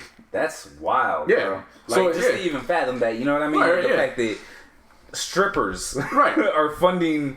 like the schools and shit, it's like the goings on within the city and shit like that. It's a big business that nobody wants to talk about because, like I brought up when we were first bringing up the bubble, and part of it was a joke, part of it was true. If we get out of the taboo of sex work being, oh my God, this is abominate. Like if we get out of that and just say, you know, fuck it, legalize the shit. Yeah. Let's be for real about it. Right. Adults have sex. Yeah. Teenagers have sex. Right. I wouldn't recommend the teenager doing it, but adults have sex. Yeah. That's a part of life. Yeah. Like. Stop looking at it like it's taboo. At the end of the day, Lou Will should have just been in disguise, got his food, and dipped. But I will defend Lou Williams. I will defend him in this. He walked in there with a mask. Yeah, I mean, and to be fair, bro, like JC was saying from the jump, like he really didn't do shit wrong. Like, no, he didn't. Yeah, I mean, it's fucking Kendrick Perkins who comes in talking about, well, how would Zion have more maturity about this? First of all, motherfucker, Zion is not of age to go to a strip club. Number one.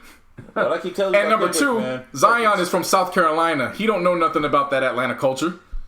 Like what I keep telling you, they keep fucking dwindling all this money from ESPN talking about layoffs and cutoffs and shit, but they pay Kendrick Perkins. Well, look at you talking about him. I don't have a problem calling Kendrick Perkins a fucking dumbass. But then he gets ratings and he gets money. Yeah, because he got Lou Williams' attention. So this is me defending Lou. I get you. It'd be one thing if Kendrick said it and Lou didn't say anything. It's the fact that Kendrick says that shit and then smiles in Lou Williams' face and is like, "Oh, we just doing that for TV." I mean, he is doing it for TV. Yeah, but don't say that shit. Then come up to me and smile about it. Yeah. I mean, I don't give a fuck what you do for TV. Kendrick Perkins is creeping into that Whitlock territory. He really is, man. I kept telling y'all, he's creeping there. He's like a habitual line stepper. He's about to cross it. What I'm more so shocked about is, this is diving away from sports real quick. What I'm so shocked about is that Atlanta, certain areas of Tennessee, Miami for sure, they have adult entertainment in terms of strip clubs like just on lock. Meanwhile, in California, we're viewed as the most liberal state ever. What do we got to show for it? You gotta talk to Gavin Newsom about that shit. That's true. This shit was before Gavin Newsom even got it. What are you talking about? But you should talk to him about it so he can fix it. I mean, I guess. This more so has to do with like. I was more so great state of California. There's a lot of porn over here that we need to bring over to this great state of California. I mean, I guess if you want to bring up, the porn. I guess wear a damn mask. I guess just wear a damn mask. Y'all could fuck everywhere in this great state of California, but just I'm just saying. Just talk to him about it. I don't know. I can't answer freestyling. That. Yeah, the edible's kicking in. Yeah. Anyways, Ben kicked in. I'm just letting you know. I'm like, just ask Gavin Newsom about the shit. No, I'm not asking Gavin Newsom because this problem precedes Gavin Newsom for years. I just look at it when you think about California, the liberalism and how are we so far behind Florida, cities in Florida, Georgia, and Tennessee? Yeah, it's wild. Like if you think think about it, like it could be worse. It's wild. Or it could be worse. We'd be looking like Florida with the COVID cases and shit. I'm not talking about that. I'm just talking about strip clubs.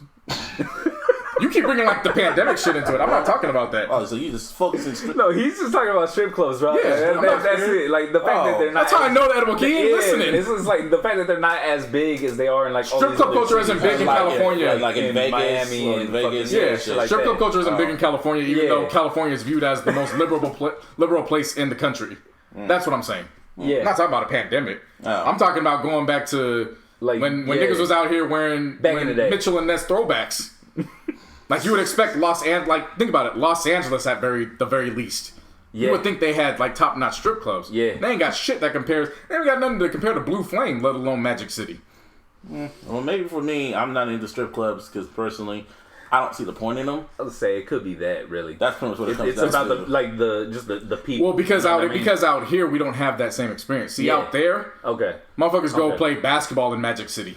Okay, what? It's a full-fledged it's a full-fledged gentleman's club. Like, it's not just about the strippers. Like, there's arcades and shit. Like, you go there to chill, it's like relax, Dave and all of a sudden you just turn around. Dave and Buster's mixed with ass. It's Dave and Buster's with titties. It's Dave and Buster's with titties. With some of the best fucking food you'll ever eat. Get it? I get it. But California is really missing that. California is definitely missing that shit. Well, California, but I was talking about Dave and Buster's. I was just shit. Oh yeah. Just shit.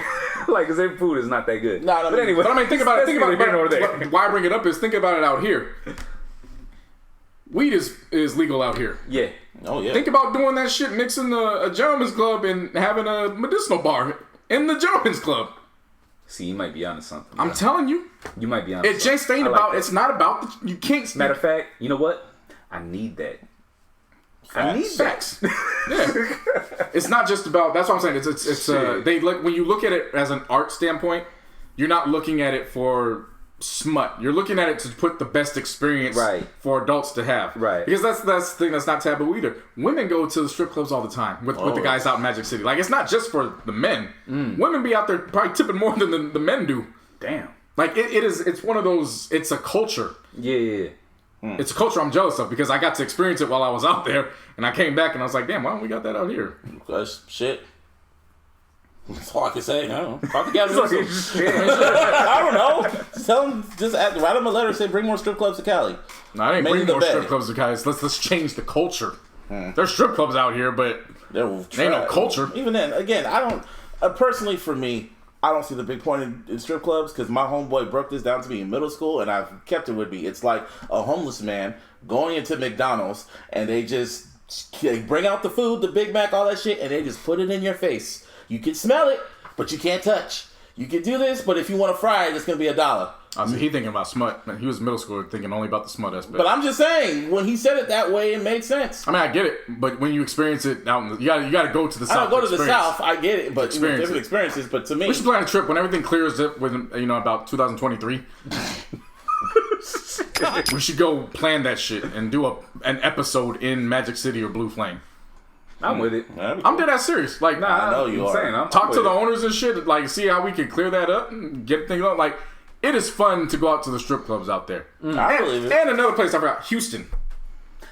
Houston is. I haven't been there, but I've heard Houston is a racist. No, is a magical place for the strip club scene. What? You keep bringing up everything but strip clubs. Why you gotta go there, bro? Like he's talking about the strip. I know. I hear the strippers, but there's other bus strippers. It's like that's. There's racism here in California. I'm still talking about bringing strip club culture here. Go on. That's it. Okay, Sorry, go.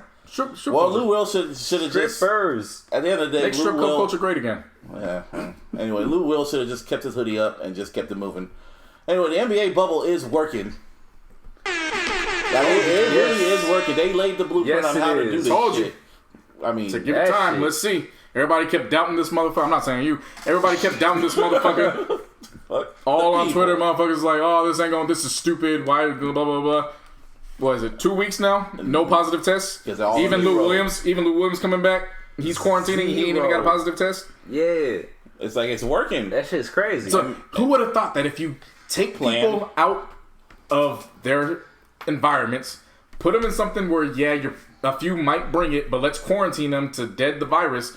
Who would have guessed that if you dead a virus, it has no place to go afterwards? That's what they're doing with hockey. That's what they're doing with hockey. They did it with soccer. They're doing it with hockey. I think they're in Canada. I think they're in Montreal and Toronto. But fucking MLB. Meanwhile, the Marlins, Marlins or whatever Marlins. They have to postpone their fucking home team games because 12 or 14 players got to get shit. And they're in Florida, so that makes fucking sense. I'm like, hey, y'all in Florida. I was just about to say that shit, yeah. It's like all the Florida teams, all the Southern teams, you gotta fucking test their asses. Because it's like, shit. And they're still trying to do NFL. I do not know how that's gonna work. I know, because they have no plans doing a bubble. I will say this, though. Shout out to Major League Baseball, just for one thing in particular. I don't know if you guys have watched at all, but like remember before I mentioned that they were doing like artificial noise, crowd noise and shit like that. Well, now they have cardboard cutouts of fans, like that are actually uploaded by the fans. Like they can have any type of picture that they want. Just that place there. So shout out to them for that. And also every fucking mound. I don't know if it's just on TV or if it's actually there, but every mound has the Major League Baseball logo in black with the letters BLM under it. Black not MLB, BLM. Like it's it's on purpose. And also, if you look on NBA, they got like they can have the crowd out. Their fans are like all on Zoom and shit like that. They pick 300 fans every game for the home team. Man, they have the. It's like some Star Trek. It's like some Black Mirror shit. So they're what it looks like. Up there. That's a trip. I know. It's like some black. Even with the cheerleaders, man, they have like They have like separate videos for all. I wouldn't say it's Black Mirror. I mean, it's the same thing as doing a fucking Zoom meeting. No, but big ass company game, of 100 people, everybody gonna be on a Zoom. But during the game, it's just weird to see when you see it live. I'm like, damn. No, it's not weird. It's just unusual because you're used to seeing people there. But I wouldn't go as far as saying that's Black Mirror. That's some Black Mirror shit. Like Black Mirror to me is like if the motherfucker can come out the screen and start jumping on the court. Well, yeah, like that's just motherfuckers just get on a Zoom call. That's like but it's like an episode of Black Mirror that's in the not so distant future, quote unquote. And also, I just know that the Lakers 3 scrimmages, I was pleased with what I saw. Dion Waiters looks great. He's going to fit well. JR, bro. JR is going to find a way to get on the court for at least 7 or 8 minutes. LeBron is just LeBron. Or LeBron will continue to be LeBron. Back to football in a bit. I guess the NFL is doing their top 100 players. Doing their top 100 players. And we got 1, 2, 3, 4. 5 Niners made that shit. 1, 2, 3, 4, 5. Just 5 Niners made it. Fred Warner was 70. Garoppolo was 43. 43. Which I'm not mad at. Yeah. Richard Sherman was 28. That makes sense. Nick Bosa was 17. 17. Shout out to his brother for getting the fucking bag. And coming in the top 10, actually it was number 7, was George Kittle. Pay that man. The guy he's arguably, I mean, he doesn't go anywhere below number 2. If they could go back and forth between him and Kelsey. Yeah, but he's there, so he's right there, easily understandable. So if I was George Kittle, saw that list, I'd call up Lynch like, "Hey, where the fuck my money at? You got your money." Yeah, now I need my money. Then they started the talks before that happened. Oh yeah, Mostert's staying with us. Yeah. Oh yeah, Mostert restructured his contract, so he'll be in the fold. And every time things go good in the NFC West, they got to go better for the entire NFC West. Oh shit! That's how it always goes. And the Seahawks, they got Jamal Adams from the Jets. I'm kind of blah on that, but whatever. We'll see. I mean, they got him just to cover fucking Kittle. That's I was just gonna say that shit. Mm-hmm. They got him because they're, for all intents and purposes, their fucking heart of the defense. Bobby Wagner could not cover George Kittle. Shit. Yeah. So they got Adams specifically for Kittle. Yeah. Which it makes sense. It makes sense, and it makes them a lot dangerous because now you're letting Bobby Wagner just roam. Mm-hmm. To an extent, but that's if you single up Kittle. I'm not talking about the 49ers. I'm talking about for the now Bobby Wagner can roam. Shit. I mean, the downside to the trade itself is just the fact that they did give away their future. Right. Yeah. You know what I mean? So, but I mean, it's the Seahawks to me. They're kind of in that same light as the Patriots. Yeah. They'll find ways to make it up later. Yeah, I was just gonna say they gave away their top end picks. Yeah. But they don't usually find their stars in the top end. They every now and then they will, but they always find everybody in the bottom. Russell Wilson at number 2. I'm looking at the list. Yeah, Russell Wilson at number 2. And if I'm not mistaken, just for example, if I'm not mistaken, he was a 3rd rounder. Russell Wilson? Yeah. Mm-hmm. Yeah, so you know what I mean? They always find people later in the fucking draft. And the reason why I don't bring up the Niners is because Niners could beat them twice, but that doesn't mean they're going to have the overall better record. So it matters on what else happens. That has to determine with seeding. You know what I'm saying? This is wild. Patrick Williams was at number 4. Patrick Mahomes was at number 4, and Lamar Jackson was number 1. Obviously, that's cool. Shit. Lamar Jackson. Yeah, it makes sense. All right. Yeah. I mean, I guess. Quarterback's always going to be at the top of the list. So but I'm just surprised at where Patrick Mahomes was at. I was like, damn, number 4, really? It's top 5. Yeah. Top 5, but, I probably would have him at number 1, personally. Yeah, personally. If anything, the players probably just looked at the amount of weapons he has versus the amount of weapons everybody else has and what they do. And Lamar Jackson really is like a cheat code until, the Bills figured him out. But we'll see if a season happens. You mean the Titans? The Titans, my bad. I don't know why I thought the Bills. Nick's got Thibodeau as their head coach for 5 years, so we got to pray for RJ Barrett's knees. No. All them starters are going to be playing 42 minutes a night. In the bubble or not? No, Knicks ain't in the bubble. I mean next season. That's what I meant. Oh, yeah. They talking about possibly doing the bubble for next year. I'm not mad at it. They need to. Shit. Not mad at it. Well, they might not. I mean, the season wouldn't start until December anyways. So True. There's time. But they are getting ahead of that. We didn't talk about it last week, but the Washington former Redskins have now officially changed their name to the Washington Football Team. It should just be a logo, just like Prince. The team formerly known. Oh, shit. The Washington Football Team. It should be the team formerly known as the fucking Redskins.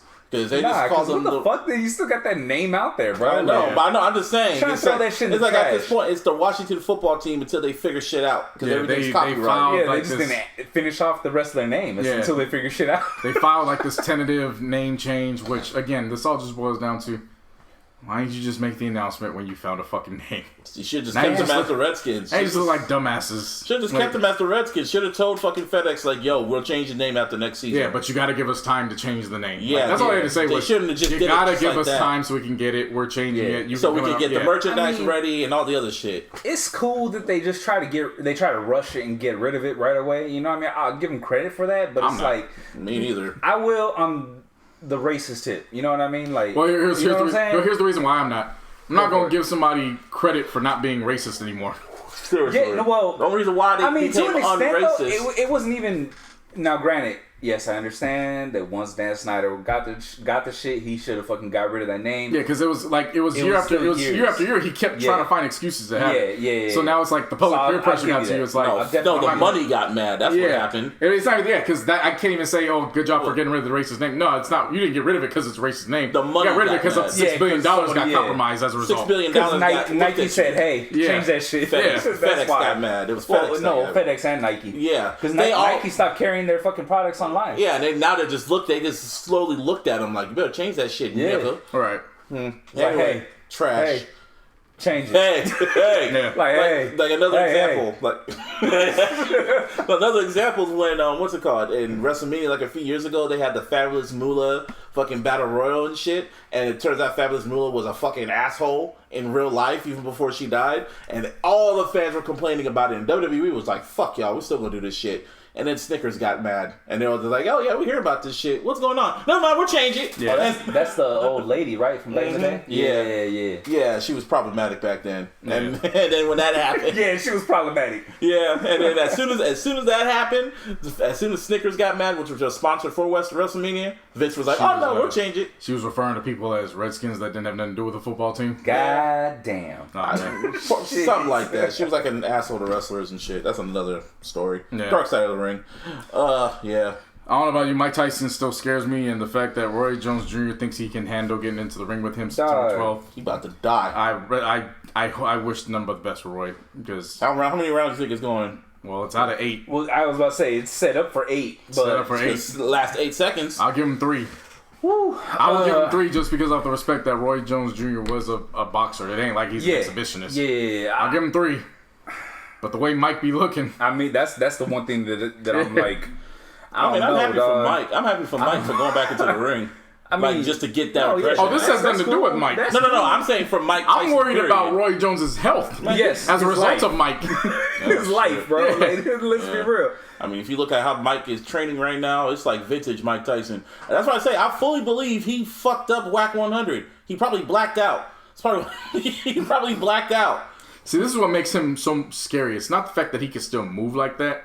It's that he's saying, I'm in a great space mentally. Yo. So like all he has to, when you say that means all you're doing is training. Destroy. Yeah, your focus seriously. is boxing. You have nothing left to come on, man. Bro. Yeah, that's terrifying. Yeah, and he's in great shape. Fat. He's not fat. He's like old guy built now. Now pretty much he can still whoop your ass. Seriously, he's got like that old man muscle, like that's a scary one. It was funny seeing Roy Woods Jr. respond to it. He goes, I had to read that twice. I almost thought I was getting into a fight with Mike Tyson. Oh shit!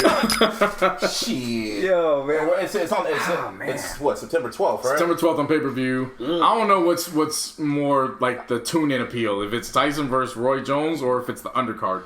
Yeah, Nate Robinson versus Paul. Yeah. Dude on social media. No, it's Tyson. No, but see, hear me out. It's Tyson. Hear me out. We might see a man die in that. Exactly. In this one, you're at least just going to see some punches be thrown. And how the punches are thrown, we don't know. That makes it a little bit more enticing. I saw Jake Paul. You're kind of sick if you want to. If I'm saying you somebody might die, and you're like, oh, okay, somebody might die. Yeah. Hey, wait, hold on. Time out. You saying that makes me sick? Yeah, that does make like, oh, somebody might die. I'd rather see that than I see the undercard. Have you ever heard of gladiators, bro? I'm just saying, like, I ain't a gladiator. I ain't sitting in them. You're right. Mike Tyson is though. Shit. Yeah. It's terrifying. Exactly. That's why I'm praying for Roy. I'm not praying for the undercard. See, I ain't praying for nobody. I'm just like, ain't nobody praying for them. Go. Like, just go. Just go. Yeah. That's like, that's one of those I guess. And I remember Jake Paul got into a fight. He got into another boxing match with some other fucking social media shit, and it was just a social media person, and it was trash. I know what you're talking about. So it's like, well, I guess it's a circus show, but it's gonna be entertaining. And according to Jake Paul, they got Eminem, Lil Wayne, and Post Malone to perform. I guess during the round or before the matches, whatever. That's cool. Where's it gonna be at? Vegas? I don't know. Just got this. It's got to be somewhere that's open. Yeah. Obviously. And if they're gonna get Eminem out of his bat cave and Lil Wayne, Post Malone's gonna be entering the arena of competition. He is going to be starting his own beer pong league. That's good. Sounds like something he'll do. Yeah, he filed for the trademark a couple weeks ago. Just got reported today. So now it's beer pongs and Bentleys? Beer pongs and Bentleys. Hey, that's why you the ding man. Yeah. I can see that, though. Shit. Beer pong flying around on HBO. Beer pong league. I can see it. Motherfuckers getting drunk off their ass. You know, motherfuckers that think they can play, but they can't handle their liquor. I tune in and watch that. For sure. Maybe. Yeah. Definitely. Shit. So... Wait, hold on a second. I still haven't said how many rounds that shit's gonna be. What? Oh, I said 3. You said 3, right? Yeah. I just want to be entertained. So I could care less. I'm gonna be honest with you, and this is gonna sound like crazy. I think it's gonna go 6. For Tyson and Roy Jones? Tyson and Roy Jones. And the only reason why is because Roy Jones was a really good defensive boxer. Like he was good for his weight class. His weight class was pretty, like, just slightly under Mike Tyson's weight class. Yeah, so he's right there. Slightly under ain't the same as the same weight class. Versus heavyweight. It's like, it's not too much difference. Now, say that, but Mike Tyson is not as far as not the average type of person. Yeah, no. He never fought nobody like Tyson, dog. No. Like, you know what I mean? Don't get me wrong. This is Tyson's first match in how long? It don't matter. No, how long? I'm saying how long. Fuck how long. This is Mike Tyson's first fight with a clear mind in damn near 30 years. So what, like 30 years? Shit. No. No, with a clear mind. When was his last match? 90s. No, his last fight was like 2002. 2002. Damn, his first. When he fought Lennox. Yeah, damn. Yeah. Almost 22 years. Over 20 years. They're eventually gonna get to Tyson versus Holyfield. Dog, they're gonna work their way up to that. Shit. How old is Holyfield now? I don't think he could like. If they box. do that shit, he better wear a fucking protective headpiece. Yeah. You know what I'm saying? That covers both of the ears. You have to get a special. Just in case. You have to get a special edition of Beats by Dre. Oh yeah. You can cover that shit. Yeah. Just in case. Yeah. Anyway, Talib Kweli, man. If y'all follow him on Twitter, he really doesn't bite his tongue for anybody, and he goes in. I followed him for the longest time, and ever since Trump got elected, he has been going one-on-one with anybody. 1-on-20. With racist people, he will post screenshots. He will keep going and going until, because he knows he's right. He's just going to keep going and beats it over your fucking head. I mean, at first, it was entertaining to me. I'll look at it. I'm like, it'll be 3 a.m, and I'll be seeing him on Twitter going back. He'll be the first thing I see on Twitter and the last thing I see on Twitter every single fucking day. Yeah. What? Talib Kweli. Seriously? Yeah. He was always there. Always. And every time I would always be like, why do I still follow this nigga? But I just... He followed me. Hey, he followed me on Twitter. Unfollow, so I was like, whatever. Hey, he followed me for whatever reason. I don't even know why he did. It's Talib Kweli. Yeah. I mean... Nah, I'll give you that. Like, you got me on that part, but I mean, other than that, I don't But it was wild to see. It was wild to see, like, waking up, he's there. Literally. That is crazy. And before you go check in at like noon, he's there. Like he's literally going back and forth. Get home before you take the kidnapped, he's there. Like, He literally would be going back and forth with a racist person, anybody that disagrees with them. It's like, damn, nigga, call Jack. Get you some equity in this fucking app. God damn. He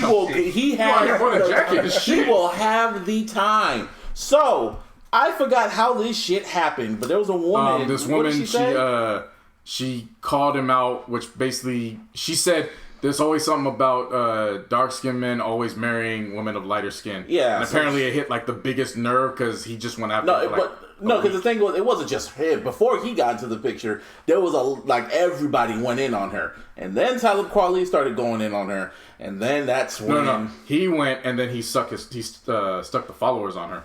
Oh, I thought it was the other way around. No. He responded first and he kept going. And she kept ignoring. And then when he felt like he wasn't getting through to her... Because I think she blocked him too. When he felt like he wasn't getting to her, he sent the followers after. No, because when you started explaining... I'm sorry, Busby. When you started explaining that shit, I thought this was about to go way left because you said, oh, yeah, he sucked his... I'm like, what? You caught me completely fucking off guard, bro. I was like looking at the screen and they're like, wait, what did you just say? What'd you say, nigga? No, I thought it started. What's it called? Because before even Talib even put the followers on her, I saw her tweet and it was bright. Like everybody started going in, and then I saw Talib going in, and then she was going back and forth with him, and then Talib just said, "Nah, you gonna get this work." He kept going to jail now. You going to jail now? He just went after him for like a week, and it was like that clearly struck a nerve. He kept no, because she said some shit to him, and I guess he was like, "Oh no, you gonna get this work," because she responded to him and said something to him, and then he's like I said, he will keep going until he feels it's enough. Yeah, and he kept going for a good 5 days. And he kept going and going and going and going. And then I guess Twitter was like, okay, you're on timeout. Somebody did this. Yeah, and locked his account. So then he said he left and he had a partnership. He's like, I'm glad I'm off of Twitter. Niggas was like, nigga, you got kicked off. What are you talking about? Your shit got suspended because you were literally harassing this woman. And then the beautiful thing about the world is when you think you're done with the person, something just comes completely left. Oh, God. And it's like, wait, what? Because then literally, like, I think it was like a day or two later, it was like word that he either used to or he was still cheating on his wife with Sarah J, a porn star. Huh. But it was that, like, yeah, I don't see nothing wrong with it. But again, it's Talib Kweli when you pro-black and you keep telling that to people. And Sarah J ain't close to black. Yeah, they was roasting his ass. They was roasting his ass about it. They played the video clip of Don't Be a Menace. Sweet milk of magnesia. Oh my goodness. That's gonna be Umar Johnson. That's Umar Johnson. That's Umar Johnson. I really fully feel that man is gonna marry a white woman, and we're all gonna see it. I want Umar to be. So don't get me wrong, Umar, he's problematic in certain stances. Yeah. But a few of my friends and I were talking about this in the chat. We actually have found out that the money going towards his school, he still has. He didn't spend it.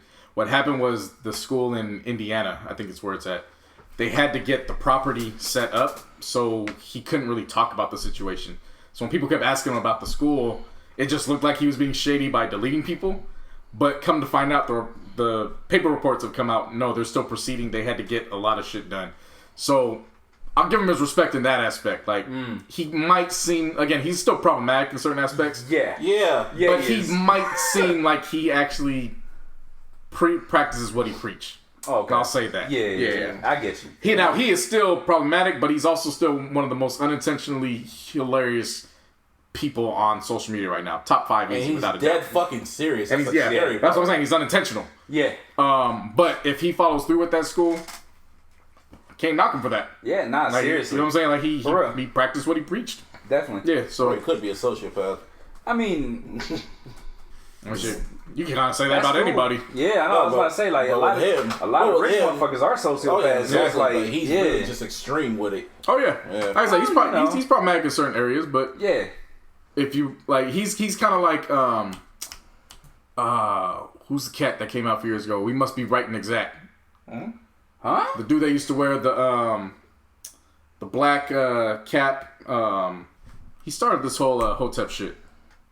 And this motherfucking thanks he get. can't even remember his name. Yada. Oh, Yada. Yeah. Sound like some bass shit. Yada used to be like, he used to be a laughingstock too. We actually saw him like practicing what he preached. He was going down, giving water bottles to communities, like actually putting work in. You know, like one of those where it's like, oh, well, you actually backing up what you say. Okay, I get it. Okay. Yeah. That's all I got. I mean, Tyler Paul Lee, when it comes to that situation, he just has a big ego, and he has too much pride. He cannot. Wonder why he's friends with Kanye. No, he said flat out with Kanye. Well, there's two things I've noticed because he rarely talks about music. Because he talked about the Black Star 2 album, and I guess it's done.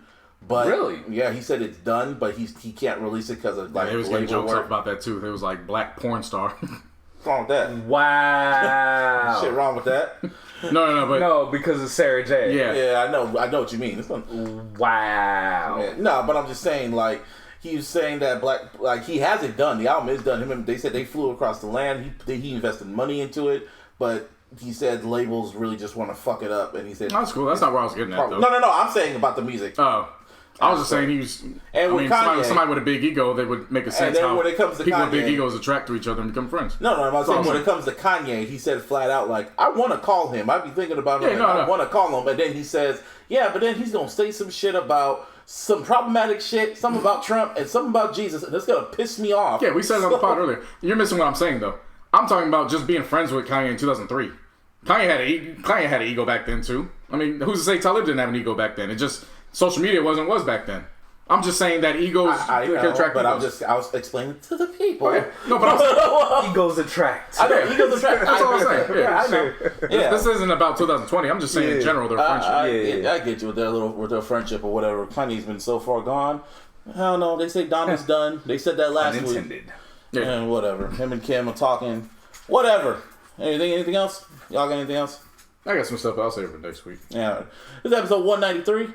193 of the iLLogical Sense podcast. You can always follow me on the Twitter. Shout out to Mr. Fab. You can follow me on the Twitter at Mr. Busby 4 lowercase 08. You can follow us on Twitter at the podcast at iLLogical SP. And of course, you can follow us on the Instagram at the iLLogical Sense. And of course, on the Facebook. Give me a hell yeah. Yeah. And of course, on all social media again, JC No. Basketball returns tomorrow. This is true. And as you're listening to it, basketball returns tonight. And if you're listening to it on Saturday, basketball has already started. It's going to be every day. You late. Basketball is back, baby. You late. Like I'm getting my tweets off big time. It has begun. Tweeting and watching, baby. I stood firm. I was one of the few where I was like, hey, if they get it done, they get it done. Again, motherfuckers was talking bad about this bubble idea, talking all that shit. I ain't seen a peep from them motherfuckers in the last week since the scrimmage just kicked off. I ain't seen them since the first, sweep of non-negative or non-positive tests came in. Right. Yeah.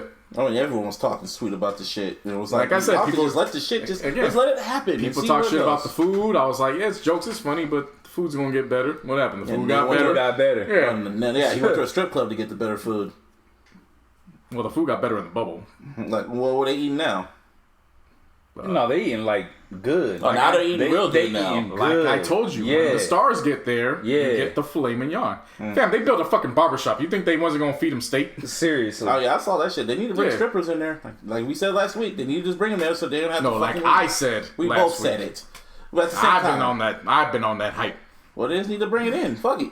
But I've been on that hype in general with the taboo. I was gonna say, you've been saying that for. Stop making sex workers taboo. the state. You've been talking about the whole country. So free the pussy, man. Come on, the pussy. Yeah. All right, you, Martin. Oh yeah, you can follow me on all my social medias at BeatsBeKillingThem, and search Venomous spelled VNMS on all your digital streaming platforms. Because yes, I do make music. A lot of motherfuckers do. I'm one of them. You need money too. Yeah, Stream that shit on Tidal. On the Tidal, on the Spotify, and the Apple Music. All them motherfuckers. Stream them all. Oh yeah, the monthly playlist. The monthly playlist is up, so listen to that shit. Yeah. Got a playlist coming next month. Justice for Breonna Taylor, still. Fuck the police. For Breonna Taylor. Of course, and Black Lives Matter. Fuck Trump. Vote. Fuck Trump. And wear a fucking mask. Fuck the police. And wear a mask. Wear a mask. We out this bitch. Peace. Bitch.